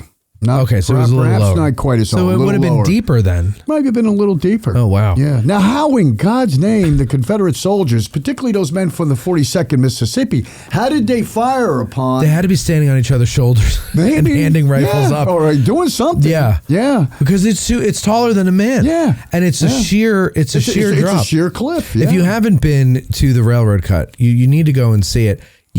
You can't go on the tracks. It's CSX property, and there's signs. Right. It's not that people haven't, but you shouldn't do it. Yeah. But you can go on the bridge. You can go to the rim of the cut and look down whether and it's see the north rim or the south rim, you're able to get up and close to the railroad cut itself. And you can see, and it's hard to imagine. Like, it's just well, particularly the men of 42nd Mississippi, they're in the deepest part of the cut. Yeah. And how in God's name could fire upon the men of the 84th New York, I don't know. They had to be standing on each other's shoulders. They had to create maybe a little triangle, like a cheerleader pyramid or something. Right, yeah, something. Yeah. So I remember this had to be 90s, late 90s. 96. Okay, the body? The bodies. Okay. Yeah. Was he a Confederate? What do we know about the body? We don't know which side he belonged to. In all likelihood, we do know he was a soldier and not a murder victim. Right, he was. Okay. Yeah, he was. It was Civil War remains. Okay. Whether he was Confederate or Union, it's never been fully established. So no buttons remained with him? Not that I'm aware of. Okay. What I will say, in all likelihood, it was a Confederate soldier. Okay. Probably more than one. And where was he found? He was found roughly in the area where the 6th Wisconsin charged upon. But like in the wall? In the embankment, apparently. Apparently there had been some heavy rains and part of the embankment had been washed down and revealed the remains of a soldier. Wow. Buried probably in the embankment. Now you said maybe or probably more than one. Might have been more than one. They don't know exactly how many human remains. Whether they were able to gather up all the pieces, I don't know. If they had 2 skulls, obviously it was more than one. Right, or 2 pelvises. But all we know is that today, those remains of those soldiers found in the railroad cut lie in a Soldiers National Cemetery under a headstone that simply says unknown Civil War remains. Yeah. That's the best that we could give them. Wow. Yeah. You think there are, this has nothing to do with the subject, but I might as well ask you, do you think there are still remains out there? Absolutely. There have to be, right? Yeah, I mean, it's believed as many as 500 human remains still lie in the ground. Really? I'm surprised they're not turning up more often. Yeah, absolutely. Absolutely. Of course, in the area of Devil's Den, the Union burial details don't have time to get all the dead into the ground. It was said that they were throwing the bodies down the crevices of the rocks in Devil's Den, so... Good. Well, I'm sure those would have turned up with all the kids running around. Yeah, sooner or later. Right, Mommy, there's many of them that fall down in the crevices. Yeah. I know. Seems like once a year we got to send the EMS team down there to dig some kid out. Yeah, I know. Yeah. So it was a helicopter or something going on. Jeffrey Pasnick, he sent in a super chat and he said, at what point did the reputation of the Iron Brigade reach the CSA? Today we recognize the Black Hats as a fierce fighting force. Would the Confederates at Gettysburg have known about them? Well, we know that, right? They knew them more as the Black Hat Devils than the Iron Brigade. Yeah. But believe me, the Confederates were fully experienced, the men of the Iron Brigade, at the Battle of South Mountain, at the Battle of Antietam, and their reputation began to spread. Absolutely. All right, so we've got the railroad cut covered. Now, let's get back to the Iron Brigade themselves, the whole brigade. What happens when finish out the morning and then... Yeah, what eventually happens, the action in the Herbstwood is just about finished. The fighting at the railroad cut is just about done. The only remaining scene is as Lieutenant Colonel Rufus Dawes approaches the railroad cut himself. What does he do? He calls into the cut and says, who is in command here? And who answers? Well, Major Blair of the 2nd Mississippi. The colonel of the 2nd Mississippi had been wounded. He is now in command. And he calls back to Lieutenant Colonel Rufus Dawes, I am. Who are you? So we've got these two officers exchanging pleasantries as the battle is raging in the railroad cut. How's your day going? Yeah, how's your... And then Dawes does the completely unexpected. He jumps into the railroad cut, and he's pushing armed Confederate soldiers out of his way as he makes a path to Major Blair. And upon reaching Major Blair, he would say, surrender or I will fire. And Major Blair immediately handed over his sword along with other field-grade officers that handed over their sword. And eventually, 230 Mississippians, perhaps some North Carolinians, will surrender to the 6th Wisconsin and the New York regiments. That Dawes has a pair. But one of the funniest stories about the fight at the railroad cut is when Corporal Francis Waller captures the battle flag of the 2nd Mississippi. Initially, he's thinking of going to the rear with his trophy. But instead, he thinks better of it. He throws the flag on the ground. He's standing upon it, loading and discharging his weapon upon the Confederate troops in the cut. When all of a sudden, he feels a tug at his feet. He looks down. There's a soldier from the 14th Brooklyn trying to drag the flag out from under his feet. And eventually he has to threaten to shoot him to get him to stop. Why? Well, what better way to earn the Medal of Honor than capture an enemy battle flag? Yeah, sure. Yeah. But he will maintain possession of the flag. That's pretty admirable of Dawes to be able to just... I love that visual of him pushing armed Confederates out of the way. Pushing him out of his way. I mean, I would be afraid that the minute I speak up and say, who's in charge here, I'd get met with a flurry of bullets. Yeah, right? A fusillade upon you, absolutely. I guess they must have known, they're just going to shoot us. I guess the Confederates recognized the situation they were now in. Yeah. And after Waller captured the flag, he would write that we pretty well cleaned them out. Yeah. In other words, they were ready to surrender when Dawes approached to cut himself. Yeah.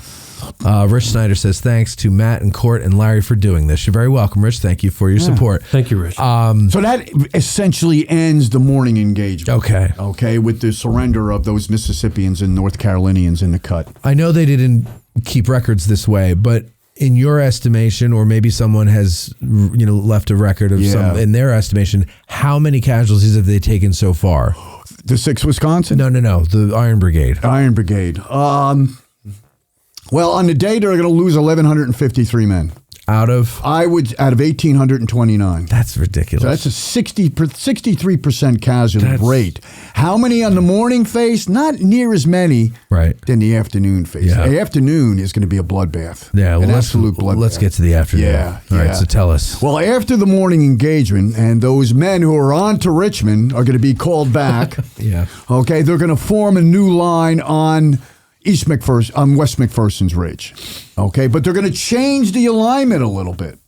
What they're going to do, what Solomon Mercer is going to do, he's going to place the 7th Wisconsin on the right of the brigade line, and he's going to take the 2nd Wisconsin and put them a little bit to their left rear, perhaps in somewhat a reserve, because they're the ones that took heavy casualties on the morning, very heavy casualties.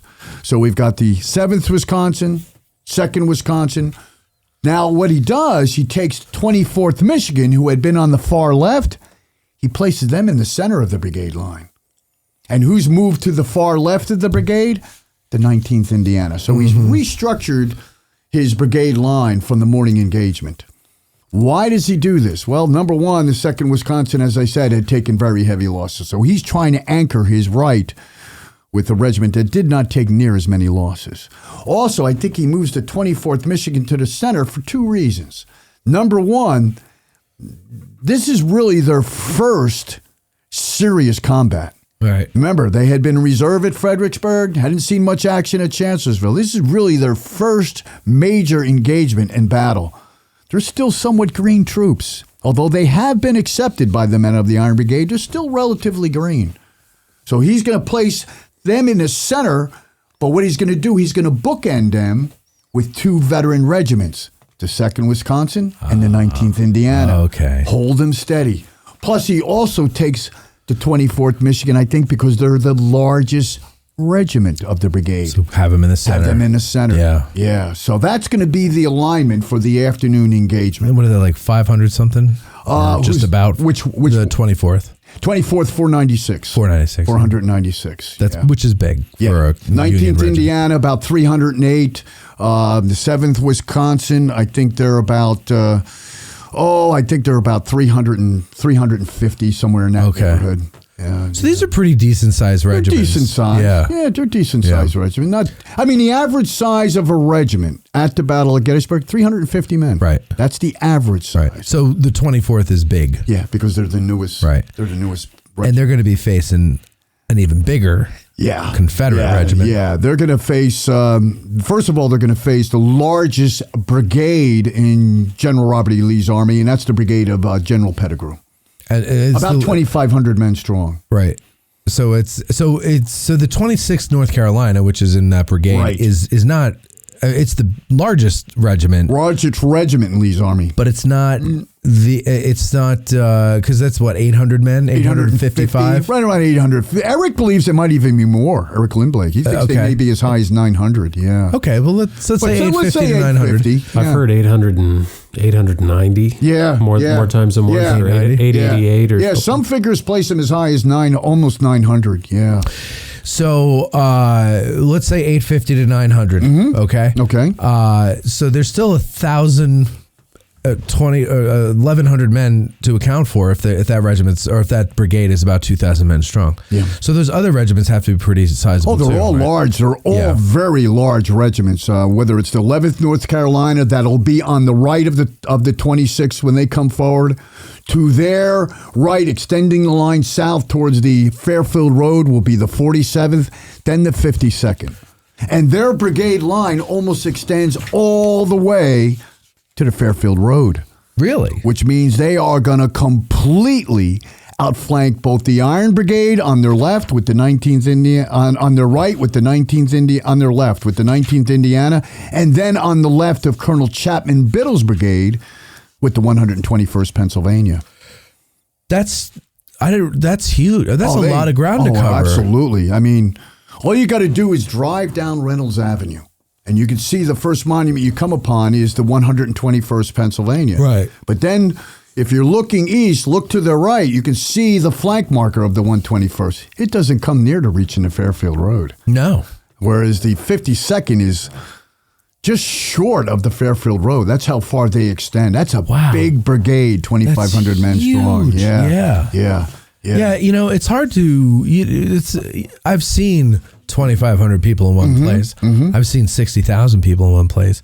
At a stadium, we all have, right? But to see them in these formations is another story. Absolutely. To just imagine, how much ground do 2,500 men shoulder to shoulder cover? Yeah, well, keep in mind, you got 2,500 men, but they're in two ranks.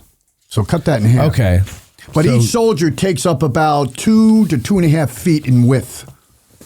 So if you've got 1,000 men in line, that's quite a regimental line or brigade line. That's a lot of math. Yeah, it's too much for math. I said that earlier. That's why I'm an historian and not a math teacher. Yeah. Now, so just so that we get things straight. Now we're talking about the Iron Brigade today, but chronologically, does their fight against Pettigrew happen before Rhodes's division attacks in the north, from the north? Rhodes' division's going to attack first. Okay. Sometime about 2:30, whereas at one point, General Lee is going to allow General Heath to bring forward fresh reinforcements with Rhodes' division attacking to the north, and he will bring forward the North Carolinians of Pettigrew. Let's not forget the Virginians of Colonel John Brockenbrough and his 4 regiments. They're going to come forward. They'll be to the left of Pettigrew's brigade as they come forward. Okay. Yeah. So we're not doing the whole first day here. So that stuff is going on. I just wanted to give you guys, whatever that word is that I can't think of right now. Context. Thank you, sir. Context. Very So, good.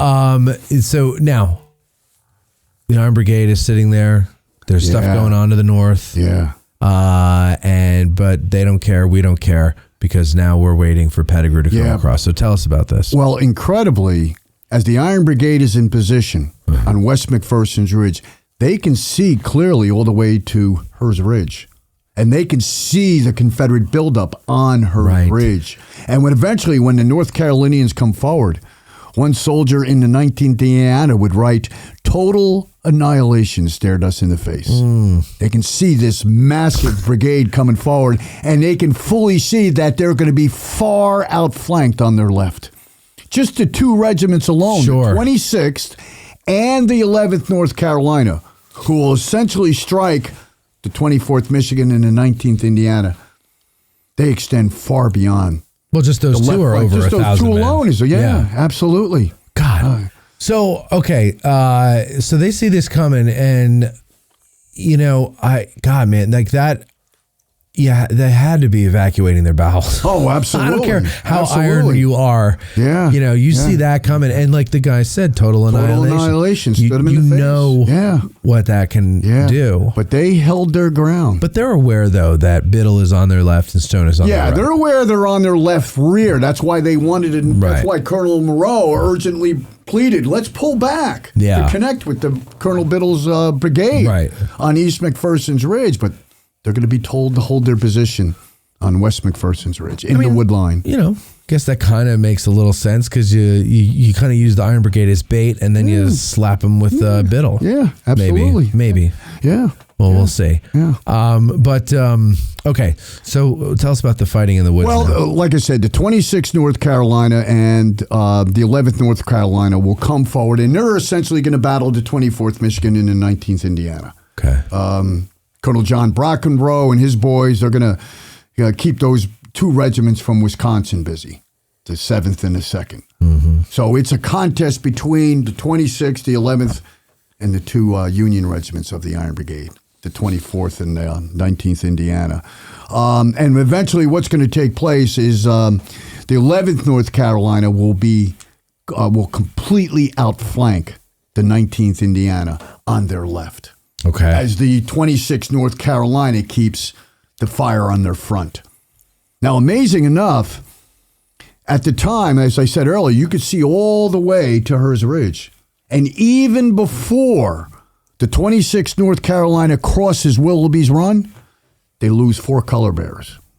So it goes to show you that ground was all open, and they were clearly able to see the North Carolinians as they came. So you go there today, you stand on the road, you stand at the 24th Michigan's Monument, wherever, and you look down into the Willoughby Run Valley, and it's all wooded. It's all wooded. Right. Like, especially this time of year, Absolutely. You can't see shit. You can't see anything, right. Okay. It's a good 200 plus yards to the west, Willoughby's Run. Yeah. Now, we always talk about how McPherson's Woods was devoid or denuded, if you will, of undergrowth because of the farm animals and everything grazing in there. Right. There was a quarry down the hill a bit. So there's activity in these woods prior to the battle that might, make it so that there's nothing really obstructing you except for some tree trunks which you could look through and still see. For the better part, these men could see one another at several hundred yards quite easily. So my question is, the tree line's ends today. Yeah. Is that further across the creek than it would have been back then? Where, you know what I mean? Yeah, that's a good question. How did it look at the time of the battle? We don't even know if the tree line where Reynolds Death Site Memorial rests today, if that's the actual tree line at the time of the battle. Well, it makes sense. It could have been further forward. It could have been further back. We don't know. But it makes sense, though, that it is there because any idiot who's sitting on a horse on a mound deserves to be shot, right? I wouldn't say deserves, but yeah. But we know that he wasn't sitting on the horse on the mound. Yeah. The mound was made for the monument. The Confederates, as they began to cross Willoughby's Run, did talk about the fact that the banks on both sides were heavily studded with brush. Okay. And that they would use that brush to pull themselves up the banks to cross over Willoughby's Run. There was brush along both banks of Willoughby's Run. But maybe not trees. But not necessarily dense tree line. Right, okay. Yeah. Okay. Yeah. All right, okay. Yeah. It's a moot point. And obviously, like I said, they must have seen him because 4 color bears are taken down before they even cross Willoughby. So is there a skirmish line deployed? At this point, that's a good question. Or do you not need one if you can see them coming? I don't think at this point they have a skirmish line forward. They can see what's coming at them. Skirmish line is sent forward to detect an enemy approach, so there's no sneak attack. Right.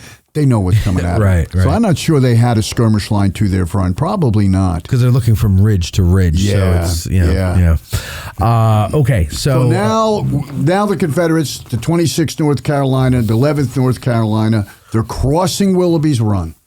They're making their way up the slope towards West McPherson's Ridge. And by the time they get to the top of that slope, the 26th North Carolina is going to lose 14 color bearers. 14 color bearers, including their commanding officer, a young Colonel Henry King Burgoyne. He picked up the fallen flag at one point, only to be mortally wounded. So 14 color bearers would fall, either killed or wounded in battle. This part of the battle is so hard for me to imagine because just the size of the 26th and 11th. Yeah. Against 2 regiments, the 24th and 19th. Right. The size of those Confederate regiments, I don't understand how they weren't completely wiped out. Yeah. So there's got to be something, and we've talked about this on the show before, there's got to be something that it's either you can't see because of all the smoke, right? So you're just shooting, right? Or maybe there's a part of you that's kind of, you don't want to hit someone. I don't know. How about this point? Yeah. Both the 24th Michigan and the 26th North Carolina are relatively new regiments to both armies. Okay. Remember, 24th Michigan has not seen heavy combat to this point. Yeah. They're still looking to prove themselves to those men from Wisconsin and Indiana. Right. And the 26th North Carolina, who had been part of the Army of Northern Virginia for the Peninsula Campaign, afterward had been transferred towards the North Carolina coast to counter Burnside's expedition along the North Carolina coast. So they had been detached for a while. Only for the Gettysburg campaign was that brigade and the 26th North Carolina formed and returned to the Army of Northern Virginia. So the 26th North Carolina, do they have something to prove also? Yeah. Sometimes you have these regiments, these relatively green regiments, they just don't know when it's time to quit, to pull back. Yeah. They don't know. They're stubborn. They don't know when it's quite time. The time to pull back from an untenable position. Now, the 26th North Carolina took a tremendous amount of casualties as well. They lose 588 of their 840 men in about, at best, 40 minutes of combat. At best. I'm being generous. So you're saying that the bulk of those casualties were from the first day? Right. Not on the third When day. they went into the charge for Pickett's charge, they had about 216 men. Oh, my God. That's all they had left, 216 men. Just imagine that. Like, these guys, you're almost a full-size regiment, right? I guess they were in garrison duty. Is that what it was? Well, they were keeping an eye on Burnside on the North Carolina coast, over in the area of New Bern. Okay. There were several battles. But Burnside eventually drove the Confederates back. They were able to take a couple of Roanoke Island and those different islands on the North Carolina coast. But either way, they didn't really take huge casualties, whatever they were. I mean, they're still strong. Yeah, they're still close to 900 men here for the Battle of Gettysburg. Were you going to say something, Court? Just that one of Burnside's objectives in North Carolina was to destroy an important railroad, and once that fell, it was any resistance at that point was not really strategic. It was let's get them to where they can do some damage. Yeah. I mean, if it were up to Lee, he would pull all the Confederate troops off the coastline from North Carolina to South Carolina to Georgia, and have them attached to the Army of Northern Virginia for the Gettysburg campaign. Oh. For the Gettysburg campaign. Okay? Yeah, well, that would have made helped. What's his objective for the Gettysburg campaign? Inflict that decisive defeat on the Union forces in northern soil. So he needs a bigger army. To achieve southern independence. Yeah. So he needs all the troops that he can get. Yeah. I wonder what would have happened if he had gotten all the troops he wanted. It might have been, hey, there's a lot of what ifs. Yeah. A lot of what ifs. I think he still would have lost.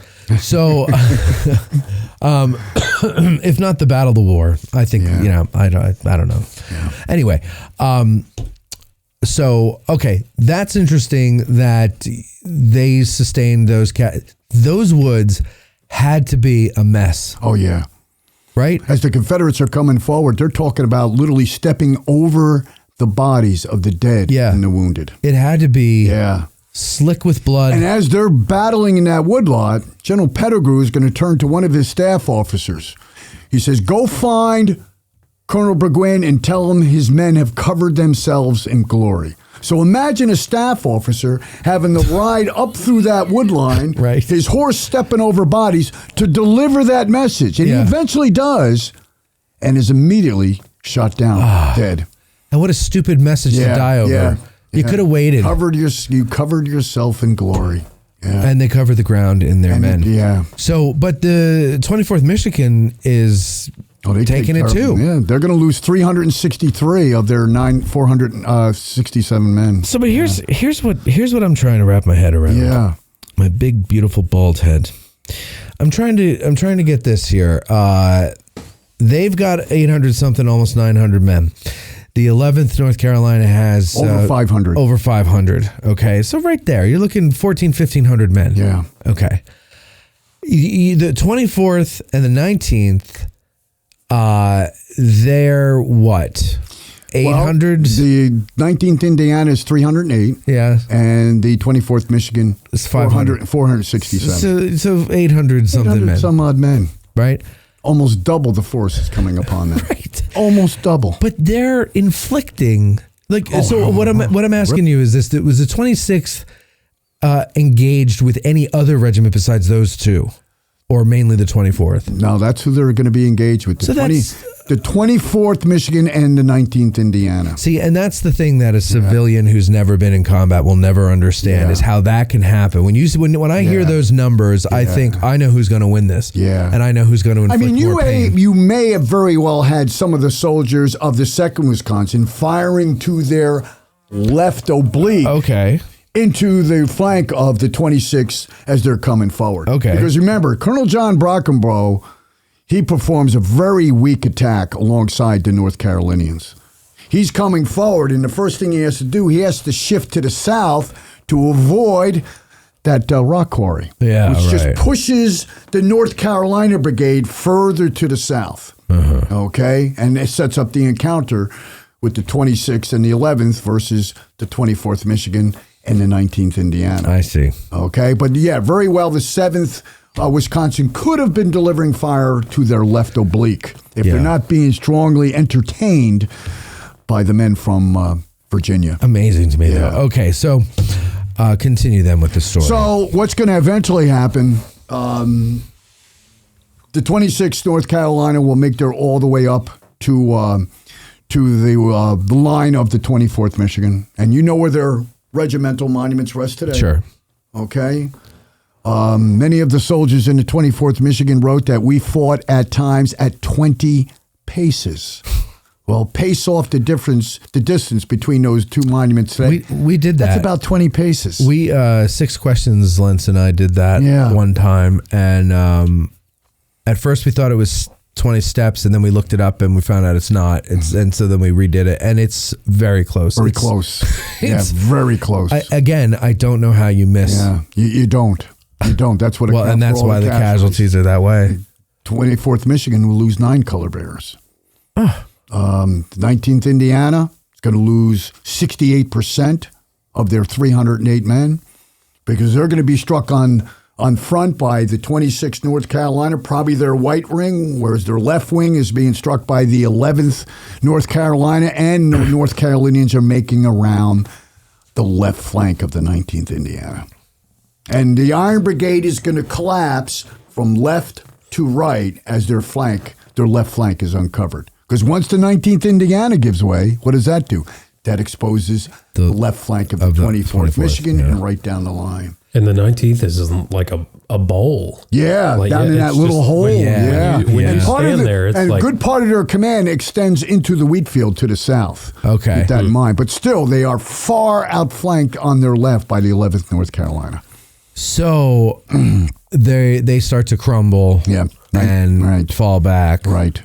Is it a fallback or is it organized? Well, it or is said that the 24th Michigan in particular fought a fighting retreat. Colonel Henry Moreau at time is going to have his men loading as they move to the rear, stop, turn about, and fire upon their Confederate pursuers. But the Confederates did write that we chased them from tree to tree as we drove them through the Herbst Woods. So they didn't give those woods up easily. No. At all. No, not at Wow. all. They paid for it in their blood. Though. Yeah, they did. Yeah. And so where do they go from here? Well, they're going to eventually exit the Herbst Woods. And as they do so, who's waiting for them on the other side? The 155th Pennsylvania. Yeah. They had finally been sent forward by General Doubleday to cover the gap between Colonel Chapman Biddle and his right and the left of the Iron Brigade. Yeah. But the Iron Brigade thought they were their relief. They did. And they just marched past them. Yeah. And Colonel McFarland would write, as the Iron Brigade marched past them, we were left singly and alone to battle now the 26th North Carolina. Now, but coming directly the at them. 155th is a pretty large regiment, too. 151st. 151st, Yeah, excuse me. Yeah, they're good size. They're close to 500 men. Yeah. long. Yeah. So, okay, that's, Yeah, but that's they're a in- pretty they're- good they're- slowing force. Keep in mind, they're a 9-month regiment. Right. This And a is lot their of these first guys. and only battle. Yeah, first and only battle. Really true test. First and only, and also, what was the other thing that a lot of them were supposed to? Were their enlistments up already? In 3 weeks. The end Or of, in 3 the end of weeks. the month. Yeah. Yeah, the end of the month. Yeah. And so it's like They're going to take terrible you're so casualties. close. You're so close. Here it is. The poor 151st, the Iron Brigade, the 24th Michigan, just marches directly past him, heading towards Seminary Ridge. The 151st is left there all by themselves. And this is a green 9-month regiment. Colonel McFarland would tell his men, boys, take clear aim and fire and be steady. Yeah. Be steady. they were. Be steady when it's your first real combat. Yeah. Yeah. But they did do a good They job. did do well. But just like the 19th Indiana was outflanked on their left by the 11th North Carolina, the same's going to happen to the 151st. But so what's Biddle doing though? When Well, Biddle is already entertained by the other two regiments. The 47th and the 52nd are They're down attacking that his way. other three regiments, the 121st, the 80th New York, and the 142nd. And just like the Iron Brigade, the 121st is going to be completely outflanked on their left, and they give way from left to right. First, the 121st gives way under a crushing flank fire. Then the 80th New York has to give way, and then finally the 142nd. So they're all giving way. And as the 151st is battling the 26th and elements of the 11th North Carolina. Yeah. And eventually, of course, they're going to have to pull back. is there do they do any fighting at the seminary? They do. On that line too. The remnants of the Iron Brigade, along with two regiments of Colonel Roy Stone, that's the 150th and the 149th, along with the remnants of Colonel Chapman Biddle, will reform on Seminary Ridge. That breastwork that had been built by General Gabriel Paul, that brigade from the 2nd Division of the 1st Corps. So that's where they're going to rally. Okay, they're going to take up, maybe 400 yards of front, but they don't have a lot of men. There's not much left of those three brigades. There's really not. Then they are placed on Culp's Hill. Well, what's going to happen is we're going to have General Dorsey Pender. He's going to relieve. Oh, right. Sorry. He's going to relieve. He'll relieve Pettigrew's brigade. So it's eventually going to be Pender's division that comes forward So to relieve fresh Pettigrew. division. Yeah. So we'll have General Alfred Scales and his North Carolinians, and Colonel Abner Perrin with his South Carolinians. They will assault Seminary Ridge, and just like's been happening on all day, the 121st, who's the regiment furthest to the south, They will completely be outflanked by the 1st South Carolina, and now the whole line gives way on Seminary Ridge, and now there's a full retreat back to Cemetery Hill. Yeah. So they get back to Cemetery Hill. They're placed Culp's Hill. Right. Yeah. General Hancock will order General Wadsworth, get your division to Culp's Hill. So Cutler's Brigade and the Iron Brigade will move to Culp's Hill. Now, some of Wadsworth's men help on the 2nd and the 3rd, right? Or just the 2nd? It's the second. With Green's Brigade. Right. That's right. Any of the Iron Brigade units? And, well, what had happened on Culp's Hill with the fighting that took place, the one lone regiment that's in position on the lower part of the hill. Yeah. Okay, the 137th New York under command of Colonel David Ireland. Unfortunately, he's only got about 425 men under his command. They cannot occupy all of the constructed breastwork line all the way down to the base of the hill. And eventually, the Confederates will discover those unoccupied breastworks, and they'll take advantage of it. They'll occupy them, and then they'll come out of that breastwork, and they're going to change front facing the right flank of the 137th New York, delivering a crushing volley into their right flank. At the same time, we've got the 37th Virginia, I think it is. They're attacking on front. So we got the 37th attacking on front, the 23rd attacking on flank, and the 10th Virginia is going to use a stone wall to get to the rear of the 137th. They've got to give way. They pull back. They begin to pull back to the upper hill behind the famous traverse that Greene had instructed his men to construct between lower and upper Culp's Hill.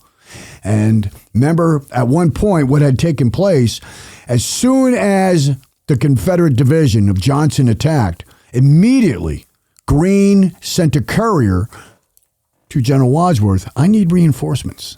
Can you send me reinforcements? Now, Wadsworth's got to hesitate, because for all he knows, the Confederates will attack his front on the western side of Culp's Hill. Okay, so he's got to wait a little bit of time. But eventually he sees that the Confederates are not attacking his front. He's going to direct 2 of his regiments over to the other side of the hill, and that's going to be the 6th Wisconsin and the 84th New York, the 14th Brooklyn, the 2 regiments that have that war of words over the railroad cut after the war. Yeah. So as the 137th is pulling back to the traverse, we've got the 6th Wisconsin and the 137th making their charge towards the very traverse.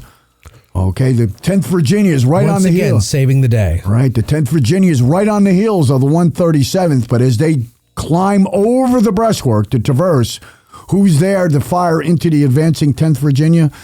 The 6th Wisconsin and the 84th New York. Yeah. Oh, man. Yeah. So, it's, I'm reading a book now. They talk about contingencies. What would have happened if this didn't take place and that didn't take place?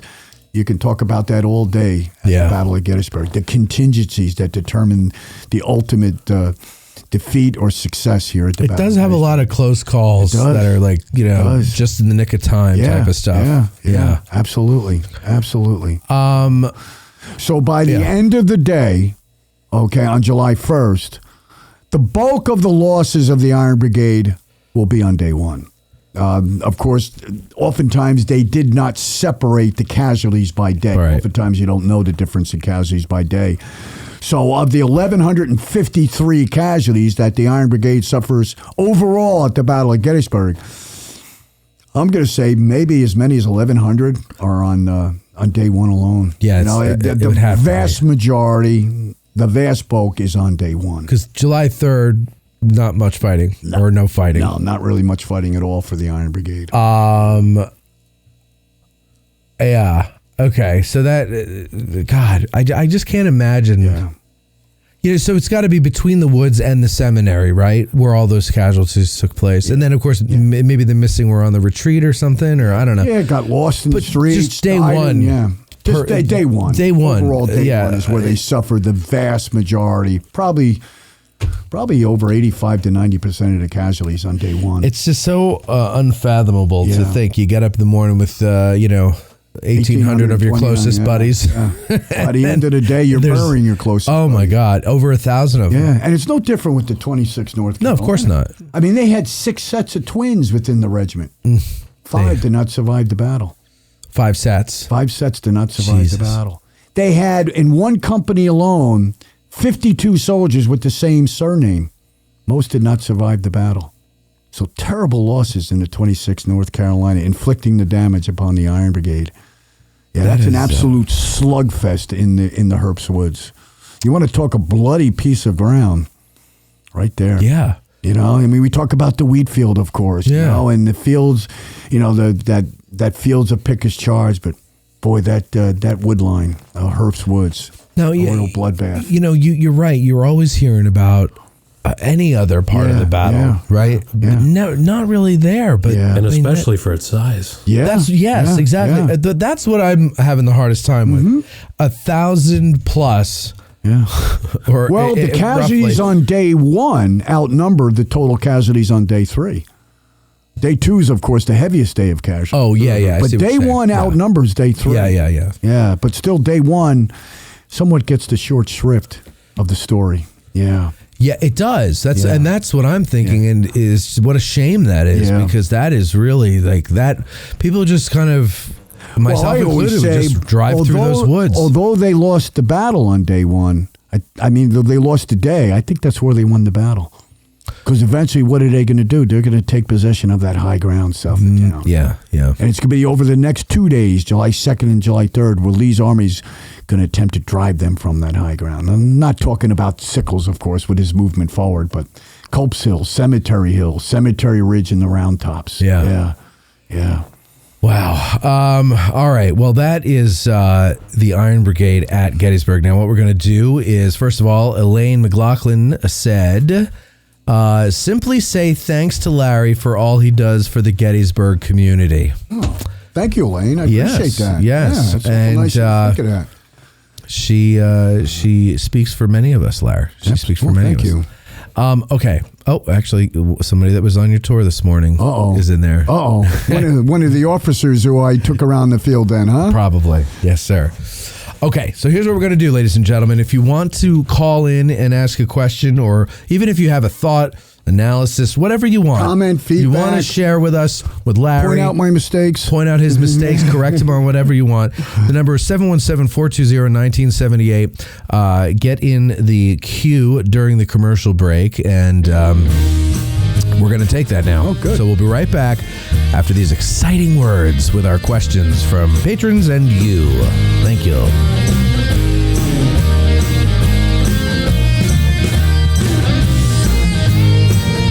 While we're in commercial, you should get in the phone queue.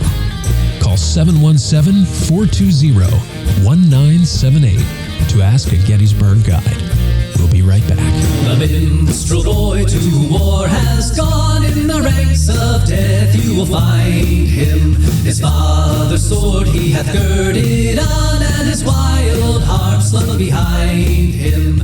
Land of song said the The Gettysburg Museum of History, located right here in the center of Gettysburg, PA. Owner and curator Eric Dorr grew up here and has spent his life collecting and preserving history through artifacts ranging from the Civil War, the Battle of Gettysburg, World War II, presidential items, pop culture, and more. His museum is free and open to visitors Wednesday through Sunday, 11 to 5 p.m., where you can stop by and immerse yourself in some of the most amazing artifacts that you would never believe exist in the middle of Gettysburg. If you're a fan of Band of Brothers and Everything Easy Company, you'll love his exhibit featuring the Dick Winters collection and artifacts from D-Day. You can even own your own piece of history by buying one of the many relics they have for sale in the museum and on the website GettysburgMuseumofHistory.com. The Gettysburg Museum of History is a non-profit 501c3 organization with a foundation that allows all purchases and donations to keep the museum operating and open free of charge. They have been featured on the History Channel, the Travel Channel, the Smithsonian Channel, and the Science Channel. Now you can check them out on American Artifact, the series on the YouTube channel, The History Underground. So that's the Gettysburg Museum of History at 219 Baltimore Street or the GettysburgMuseumofHistory.com. If you like this podcast and what we're doing here, Please like, share, and subscribe. Thank you very much. Who can forget the sounds of the 60s? The 1860s. I can't, and you can't either. Now, there's Marching Through Georgia, the exciting new album by Billy Webster. All of your favorite hits of the 1860s in one place. Such hits as Gary Owens,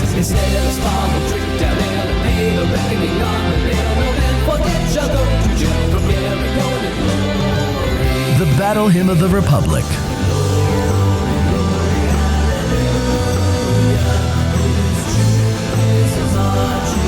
All Quiet Along the Potomac Tonight,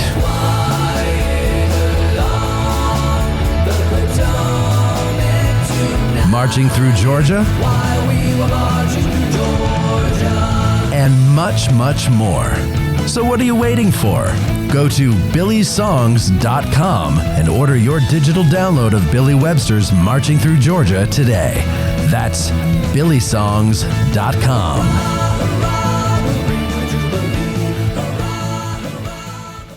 Seminary Ridge Museum and Education Center, Gettysburg's premier museum, is housed in the historic Lutheran Seminary building constructed in 1832, a witness to the first day of battle. The museum's 3 floors of exhibits connect visitors to the dilemmas that led to the Civil War, provide a powerful and personal view of the battle's first day, and explore one of the battlefield's largest hospitals. No visit to Seminary Ridge Museum and Education Center is complete without a guided tour of the building's famous cupola, where on the eve of battle, officers and civilians saw thousands of Confederate soldiers' campfires burning to the west, and Brigadier General John Buford watched for vital federal reinforcements as fighting erupted on the morning of July 1st. Today, you can stand where Buford stood and discover how this view helped chart the course of the Battle of Gettysburg. Your trip to Gettysburg is not complete without a serious visit to Seminary Ridge Museum and Education Center, Gettysburg's premier museum. Purchase tickets online at seminaryridgemuseum.org or call 717-339-1300. To get tickets or a cupola tour, listeners may call or walk in and mention Addressing Gettysburg, or by ordering online using the promo code AG1863 for 20% off. Seminary Ridge Museum and Education Center.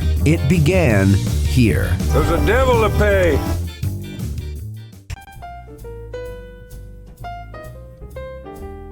When you're dragging ass out of bed and the hair's mussed up on your head, you picture the 20th Maine and you're happy once again.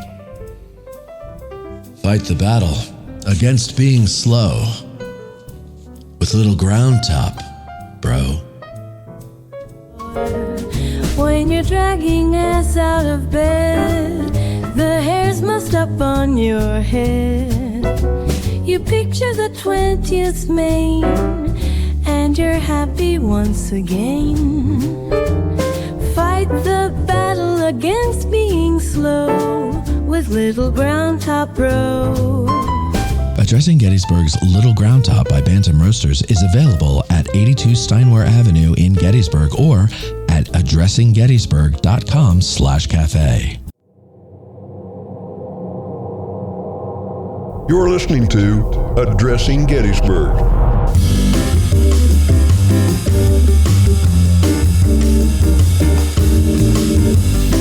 Hey, Larry, you know who my heroes are? Who? William Ryan Hart Jr. How much? Paul, what? How much money did they give you? Well, I'll tell you in a second. Okay. Paul LaGreca Jr. Okay. Dustin Wise, Kevin Tracy, Matthew Gillespie, and Project Pass, our friend James Cosgrove over there, Project Pass. They've donated to DH Pioneers, Digital History Pioneers Foundation, the foundation created to support Addressing Gettysburg and all of our production needs. And combined, they've brought us in just over a month, a whopping $25 million. $25 million. Wow. That's a hell of a check that they wrote. No, this is about $930, but I appreciate it. It's $934 in your pocket. Damn right it is. Yeah. Damn right. And let me tell you, Larry, in case you feel like donating some money to somebody.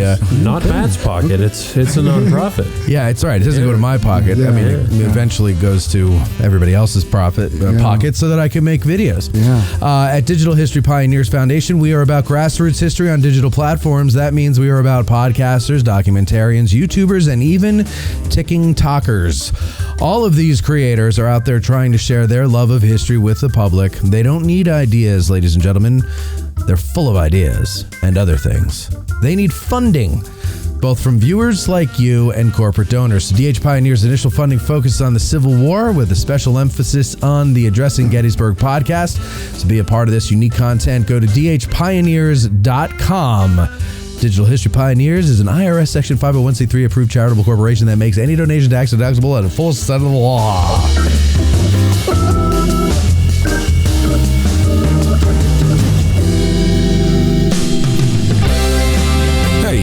The studio line costs us money, so use it. Call 717-420-1978 to join the discussion, ask a question, or whatever. Just stop us from wasting money on the damn phone line. Oh, we're back. That was an old one from AG Today. I thought that was yours. Sorry, Court. You got. I got the day one treatment. You got the day one treatment, indeed. Yeah. All right, we're back. Okay. Oh boy. All right, Larry. I'm ready. We've got some questions. We've got some people who've been sitting on the phone lines on hold for forever and a day. So let me get to them here. There we go. This person has been on for a whole 7 minutes. Wow. 6 questions, Lentz. You're on the air.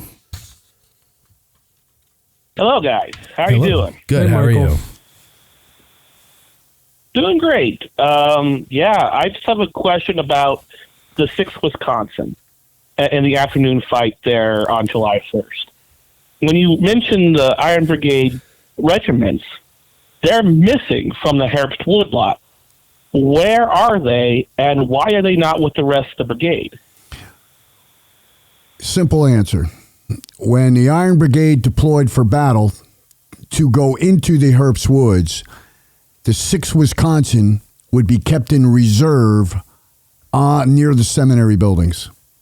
Oftentimes, when a division went into action, one of the regiments would be placed in reserve should an emergency arise or should an opportunity arise that this regiment in reserve could exploit.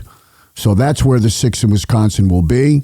Eventually, when the other regiments of the Iron Brigade battle in Herbst Woods, eventually the 6th Wisconsin will be called to retrieve the fortunes of the Union forces to the north side of the Chambersburg Pike, specifically the route of General Lysander Cutler and his New York and Pennsylvania brigade.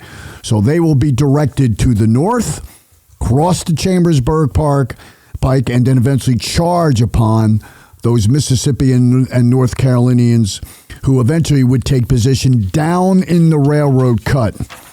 And eventually the 6th Wisconsin, with 2 New York regiments, the 95th and the 84th, will charge upon the cut and retrieve the fortunes of the Union forces on the north side of the Chambersburg Pike, capturing as many as 230 North Carolina and mostly Mississippi soldiers.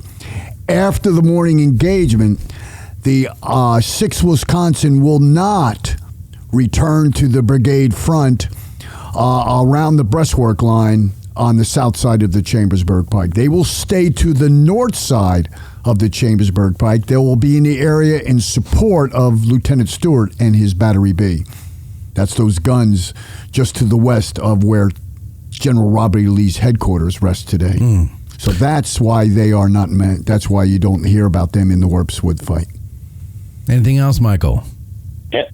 And I think also here, too, it's not really mentioned, is that Lysander Cutler had been the commander of the 6th Wisconsin. Yes. So there's already that relationship with Cutler's brigade that they're connected to. And Cutler's brigade suffered some pretty heavy casualties as well. Oh, absolutely. So they just kind of shifted over to support 4B and also extend the line of Cutler's brigade. I think because they had those prior relationships. Right. Cutler was at one time the commander of the Iron Brigade before General John Gibbon had taken command. So he was a temporary commander of the Iron Brigade, moved up from regimental command of the 6th Wisconsin. So he does have that relationship with the men of the Iron Brigade, absolutely. And thanks for proving that you haven't been hanging on our every word from the very beginning, Mike. Got him. Right, well, no, hold. Got him. Go ahead, Mike. What? What's that? No, we're saying got him. No. Well, I have been. I said he was in command of the 6th Wisconsin, not the Iron Brigade. So, yes, 6th Wisconsin. Yeah, so we also said there's a famous mentioned, story. But we had mentioned early in the broadcast how the 6th Wisconsin was held in reserve around the seminary buildings rather than following their sister regiments into the Herbst Woods to battle the Tennesseans and Alabamians. Yeah. Yeah, and my question was, where were they in the afternoon? Where were they in the afternoon, not the morning? The afternoon, as I said. The afternoon. Who are you yelling at? In the afternoon, they're going to be stationed to the north side of the Chambersburg Pike in support of Lieutenant Stewart and his battery. They will not. Exactly. Thank you. Yes. Yes. Yes. No. I've been on hold for an hour and a half, so I've been listening to the whole thing. I can tell you, I've been hanging on your word quite literally. So yes. All right, Mike. Thank you for the super chats and thank you for the call. You too. Yeah, you too. Bye, Mike. Mike, thanks for the question. It's the great Michael 6 questions. Lentz there. Let's talk to... I know Mike. He's a member of our roundtable. Yeah. Oh, yeah. That's right. Let's talk to Steven. You're on the air, Steven, sir. Hey, guys. Thanks for taking my call. Oh, is this the great Stephen Lunsford? It sure is. It sure is. My next guest would have been Stephen Baldwin, but I don't think he listens to the show. No. Steve Lunsford has some fantastic books called their Order of Battle books. Every corps. I'll show them on the way out. I have them in the bookshelf there. He's working on A&V now. He has Army of the Potomac. I highly recommend you get them, ladies and gentlemen. Okay, go ahead. To check them out on Stephen. As a matter of fact, I'm editing my Confederate books as I'm listening to this episode. So, good. Work in progress. Get them out already. Yeah. But, yes.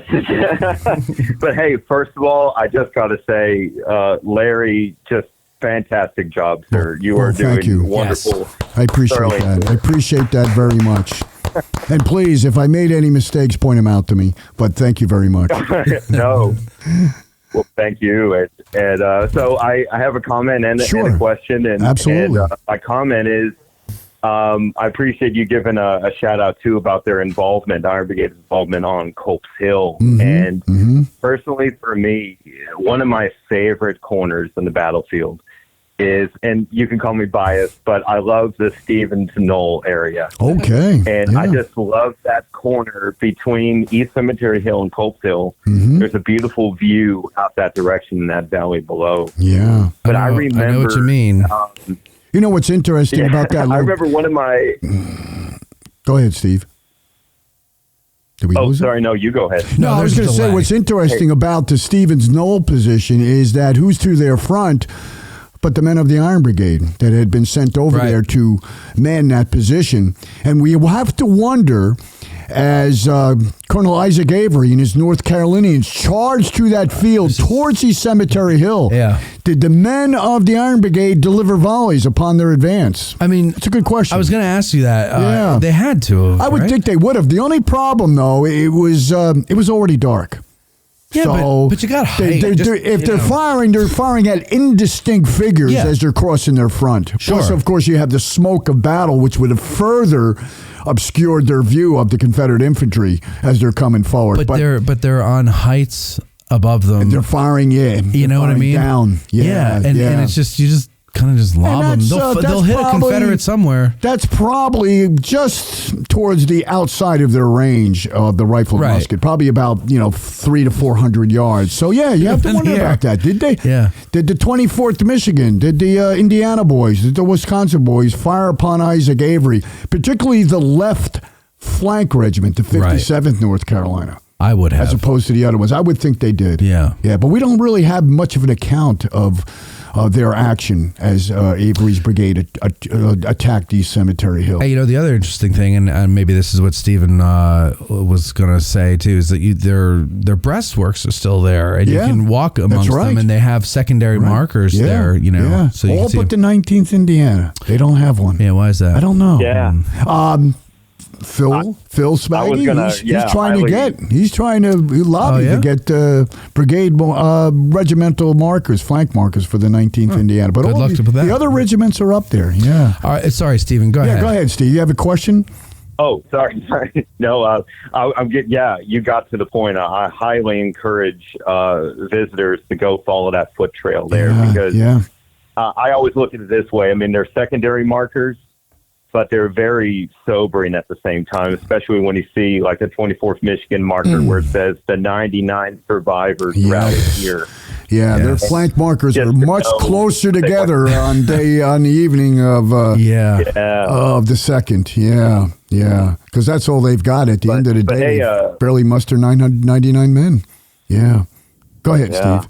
Go ahead. So my question there then is, given these staggering statistics, I mean, it's insane. But do you have any particular human interest story to share of the cost of the home front for this? I mean, because you can talk about some of these communities that may have been devastated by this. Well, I'll say this. When the 24th Michigan was raised in the area of Detroit, Michigan, and they received their battle flag, they pledged their lives to protect that battle flag and that it would never hit the ground. And they will do that on day one, despite appalling losses and the loss of 9 color bearers. So the people back home, obviously, are eventually going to get the casualty figures. They'll see the newspaper accounts of the number of dead and wounded of the Iron Brigade. And I can imagine, though, many of them were proud of their boys. They never lost that flag. Yeah. They never lost that flag. Yeah. It's really, we did an episode with Deb Novotny about flag bearers, and I'm fascinated by that whole phenomenon of flags, because I think the modern sensibility is like, why are you carrying a flag? Why aren't you carrying a gun? Yeah, carry a machine gun.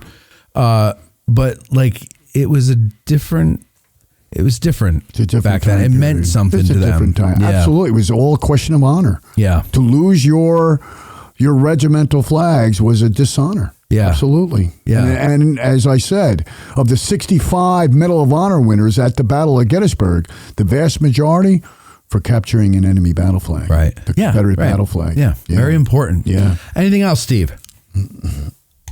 No, just thank you again. Thank you so much. I'm enjoying it, and I can't wait to hear the rest of it. Good. Thank you, Steve. I appreciate your Thanks support. for the questions. Thanks for the comments. All right. And then let's get the last. Well, you can still call in if you want to. 717-420-1978. We got Hugh on the phone. Hugh Jass. Oh, he got me. It's Grant from Australia with his fake names. Oh, Grant from Australia. Have you ever met an Australian? Is he calling collect? He better not be. Have you ever met an Australian? I've taken Australians over the battlefield. Well, you'll never forget this one. This is a unique Australian. And am I one of his mates right away? Hopefully. Okay. Hopefully. He puts Crocodile Dundee and Steve Irwin to shame. Well, he carries a bigger knife, huh? He does. He does. He does.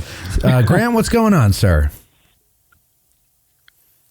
How are you, Matthew? Yeah, very fine. Grantley? Pretty good idea, this whole live Ask A Guide. I think it's pretty successful. Good on you. Thank you very much. Yeah, thank you. I'm very surprised, actually. Yeah, I'm thrilled that I got to lead the first one. Yeah, that's right. Yeah. You're the cherry breaker. Yeah, I'm the guinea pig. And don't make that noise after I said that. Jesus. Go ahead. Go ahead, Graham. Larry, thanks for putting up with old stuffy Matt for 2 hours. Oh, that's You've done a great job. That's okay. You've told a good story. I think we've all learned a lot. I think all the comments were positive. Any negativity was aimed at Matt, so you're good. Oh, okay. That's good. That's good to hear. He's taking all the fire. Okay. I'll move on to. I've got two questions. Sure, the go first ahead. question is, out of all the Army of the Potomac units, why do you think the Iron Brigade is like? It seems that's singled out. They're the most famous, even though after Gettysburg, they kind of got consolidated and it wasn't quite the same. Right. Why do you think they their name sticks out? Well, you're absolutely right. After the Battle of Gettysburg, the Iron Brigade will never be the same. In fact, shortly after the Battle of Gettysburg, the unthinkable is going to happen.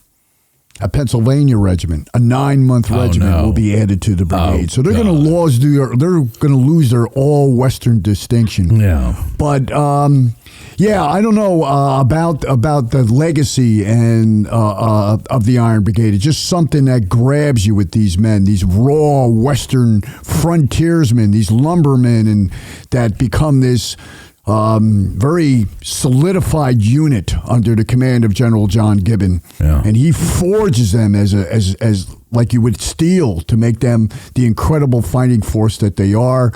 They're going to receive their moniker, of course, as they charge up South Mountain prior to the Battle of Antietam. And none other than General George McClellan will say, who are those men? They must be made of iron. And the name will stick.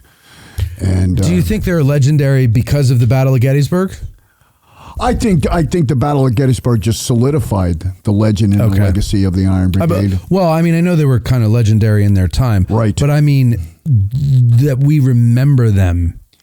Is it more for Gettysburg? I think it's definitely more. Yeah. Although that cornfield has a lot to do with their legacy, also down at Antietam, where they suffered terrible losses. Yeah. You know what's amazing about the men of the Iron Brigade, and it's probably similar with many of the other regiments in both armies, is the incredible resilience of these men. The fact that they're in regiments that suffer horrific losses, they're losing their commanding officer, they're losing many of the non-coms, and yet these men continue to fight on. And they continue to fight on with the bravery and courage that they do. And not that they were not scared when they entered battle. I mean, I've got an account of one private in the ranks of the 2nd Wisconsin. As they're entering that woodlot to battle the Tennesseans, he wrote that at one point he dared not lift his head because otherwise, he said, his face would be a little bit pale. In other words, he's scared to death, and he didn't want the soldiers in the ranks to know that. But he still moved forward and performed his duty. So that's what then when we think of the Iron Brigade, we think of these absolutely courageous and brave men. But remember, they were just young boys, and they had fears just like any other man. But yet they did their duty. Yeah. So I think, that's the legacy and the legend of the Iron Brigade. Absolutely. Do people do their duty in Australia, Grant? Nah. That's a loaded question. Oh, of course. my duty is harassing you on this phone. Exactly. Which he well needs. Anything else, Grant? Just one last quick question. Sorry. I see that they had a series of commanders. Who do you think, like, after the war, when the reunions and all the veterans would gather, which of their commanders did they identify with most? Was it Gibbon or one of the others? Well, I think the one officer who they would eventually revere the most was General John Gibbon. Yeah, because he forged them into the fighting force that they would become. He's their daddy. He's their daddy. He forged them into the fighting force that they would become. He recognized the strength of these raw Western troops, and he was able to forge them into that fine fighting force. But, also you have your regimental commanders, Colonel Henry Moreau, of course, of the 24th Michigan, Colonel Lucius Fairchild, although he's going to lose an arm at the Battle of Gettysburg, he's still going to attend many of the reunions. So all the regimental commanders. Tragically, in 1864, Colonel Samuel Williams, who takes command of the brigade in 1864, because remember, Solomon Meredith is wounded on the afternoon of July 1st, and as he does not know, he's never going to return to command. So Colonel Samuel Williams of the 19th Indiana takes command in 1864, and he's eventually killed in battle. So, but yeah, I think it's John Gibbon as much as any of the officers. Yeah. I'd like to thank Stephen Lunsford for donating $10 towards the budget of the Iron Brigade movie or miniseries. Oh, wow. there you go. We're almost there. Boy, yeah. Thank you. Yeah. Thank you, Stephen. Grant, is that it? Farewell, sir. What? I think you said very well, I said sir. farewell. Oh, farewell, sir. farewell. Farewell, sir. Fare thee well to you, my friend. And say Fare hello thee well to you. Please say hello to Down Under for us. Yeah. Okay. 717-420-1978 is the phone number if you want to call in. We got a few questions submitted by our patrons over at patreon.com/addressing Gettysburg. Joseph Denise, he says, what happened to the brigade after Gettysburg? We kind of talked about that. It appears they may have been shuffled around in early 64. Yeah. There's not a great deal. Just give us a little more detail on the shuffling. Well, the Iron Brigade will remain in the First Corps initially, but of course later on in 1864, with the reorganization of the Army of the Potomac, they're going to be shifted around. Many of the men in the First Corps move over to the Fifth Corps. Okay. Or, the First Corps and the Third Corps are disbanded. Right. With that consolidation to a 3-corps structure, we just have the 2nd, we have the 5th, and we have the 6th Corps. So are they consolidated as a brigade or just broken up piecemeal? No, they remain a brigade. Okay. They remain as a brigade. They'll fight for the remainder of the war as a brigade. And aside from that Pennsylvania regiment, are they replenished or? Not too near the ranks that they once were, to say the least. Okay. But they will be somewhat replenished from recruiting efforts to bring more men into the field. You have the draftees, of course, in 1864, so maybe some of the ranks is filled up with the draftees. But eventually, let's see, the 19th Indiana, in October of 1864, they're consolidated with the 20th Indiana. Oh, okay. Makes sense. Yeah. 20th Indiana was a 3rd Corps regiment. Right. Consolidated with the 19th Indiana. The 24th Michigan was actually at one point transferred north to Camp Butler in Illinois for guard duty. Oh, really? That's February of 1865. They'll be transferred to the north. Okay. Yeah, so they're going to be on guard duty. 6th Wisconsin, 7th Wisconsin fought to the end of the war. Okay, but Lieutenant Colonel Rufus Dawes, eventually becoming colonel, after his 3 years are up, he goes home. He goes home. He's seen enough. Yeah. He's seen enough death. He's seen enough comrades that have fallen by the wayside. And maybe suffering under a little PTSD, he's had enough and he goes home. He musters out. I don't blame him. The 24th Michigan was also eventually selected as the honor guard for Abraham Lincoln's funeral. Oh, so that's right. They did different things after as the war progressed. Yeah. Rob Fry. I assume it's Fry. It's spelled like Glenn Fry, so I'm going to say Fry. Could be Frey. Could be Dennis Fry, Could be Dennis. Dennis Fry. F-R-Y-E?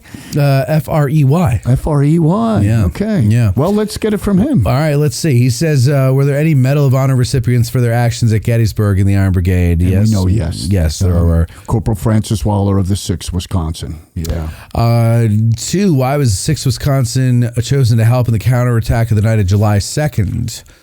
Yeah, was there a specific reason for that? I don't know if there was a specific reason why they chose both the 6th Wisconsin and the 84th New York. I just find it interesting that the 2 regiments that they did choose, that Wadsworth sent over to the west side of Culp's Hill, are going to be the 2 regiments that will have that war of words after the Battle of Gettysburg, after the war concludes. Colonel Fowler battling in the official reports with Colonel Dawes. Yeah. But it's also the 2 regiments that kind of saved the day at the railroad cut. That's right. Yeah. That's right. And he also wants to know, did the Iron Brigade take any part in the defense of East Cemetery Hill, or were they too far removed to do anything effective? We talked about that. They may have very well fired upon the left flank regiment of Isaac Avery's brigade of North Carolinians, the 57th North Carolina. Yeah. Larry, thank you very much for doing this. You're welcome, sir. I really appreciate it. I always enjoy talking to you. Oh, we got one more call. Good. Let's take it because we want people calling in, and so we're going to take it. Tom, you're on the air, sir. Hello, Tom. Ground control to Major. Oh, there he is. There he is. What's going on, guys? Long-time listener, never called in before, but I love the Iron Brigade, and I wanted to ask Larry a question and share a little weird minutia I have with him about the 147th New York. Yes, go right ahead. Yeah, so I'm actually from central New York area. So as Gary would say, we have our pet regiments, and the 147th, they're kind of our local guys. Oh, good. I've been researching them now. Yeah, great regiment. Researching them for years, and I've been trying to pull together some of the returns and kind of all the information pre-Gettysburg. I have basically everything from July 10th to the end of the war in terms of their returns and their equipage. But I found an interesting link, and I have a theory. We know that the 147th, we know that the 147th wore black hats at Gettysburg, like the Iron Brigade, which is totally unlike anybody in Cutler's brigade. Yeah, absolutely. Yeah. I wasn't aware of that either, that they wore black hats. Yeah. Well, we caught wind of it when we first got the returns, and then we started kind of going back and finding CDVs that we could kind of place from, before Gettysburg and, the Chancellorsville period where you're seeing the Corps badges. But kind of our working theory is that when Cutler took command, he brought the 147th in. They were assigned to that brigade that he was forming. Right. And we wonder if that's kind of the connection that maybe Cutler and Gibbon and that original stealing of the, Western guys he tried to do with the 147th, because they were ruffians too. Yeah, and of course the 147th was a relatively fresh regiment that will be added to the Army of the Potomac, and they're the largest regiment in the brigade. Unfortunately, by the time day one is done, they're going to suffer in excess of 70% casualties.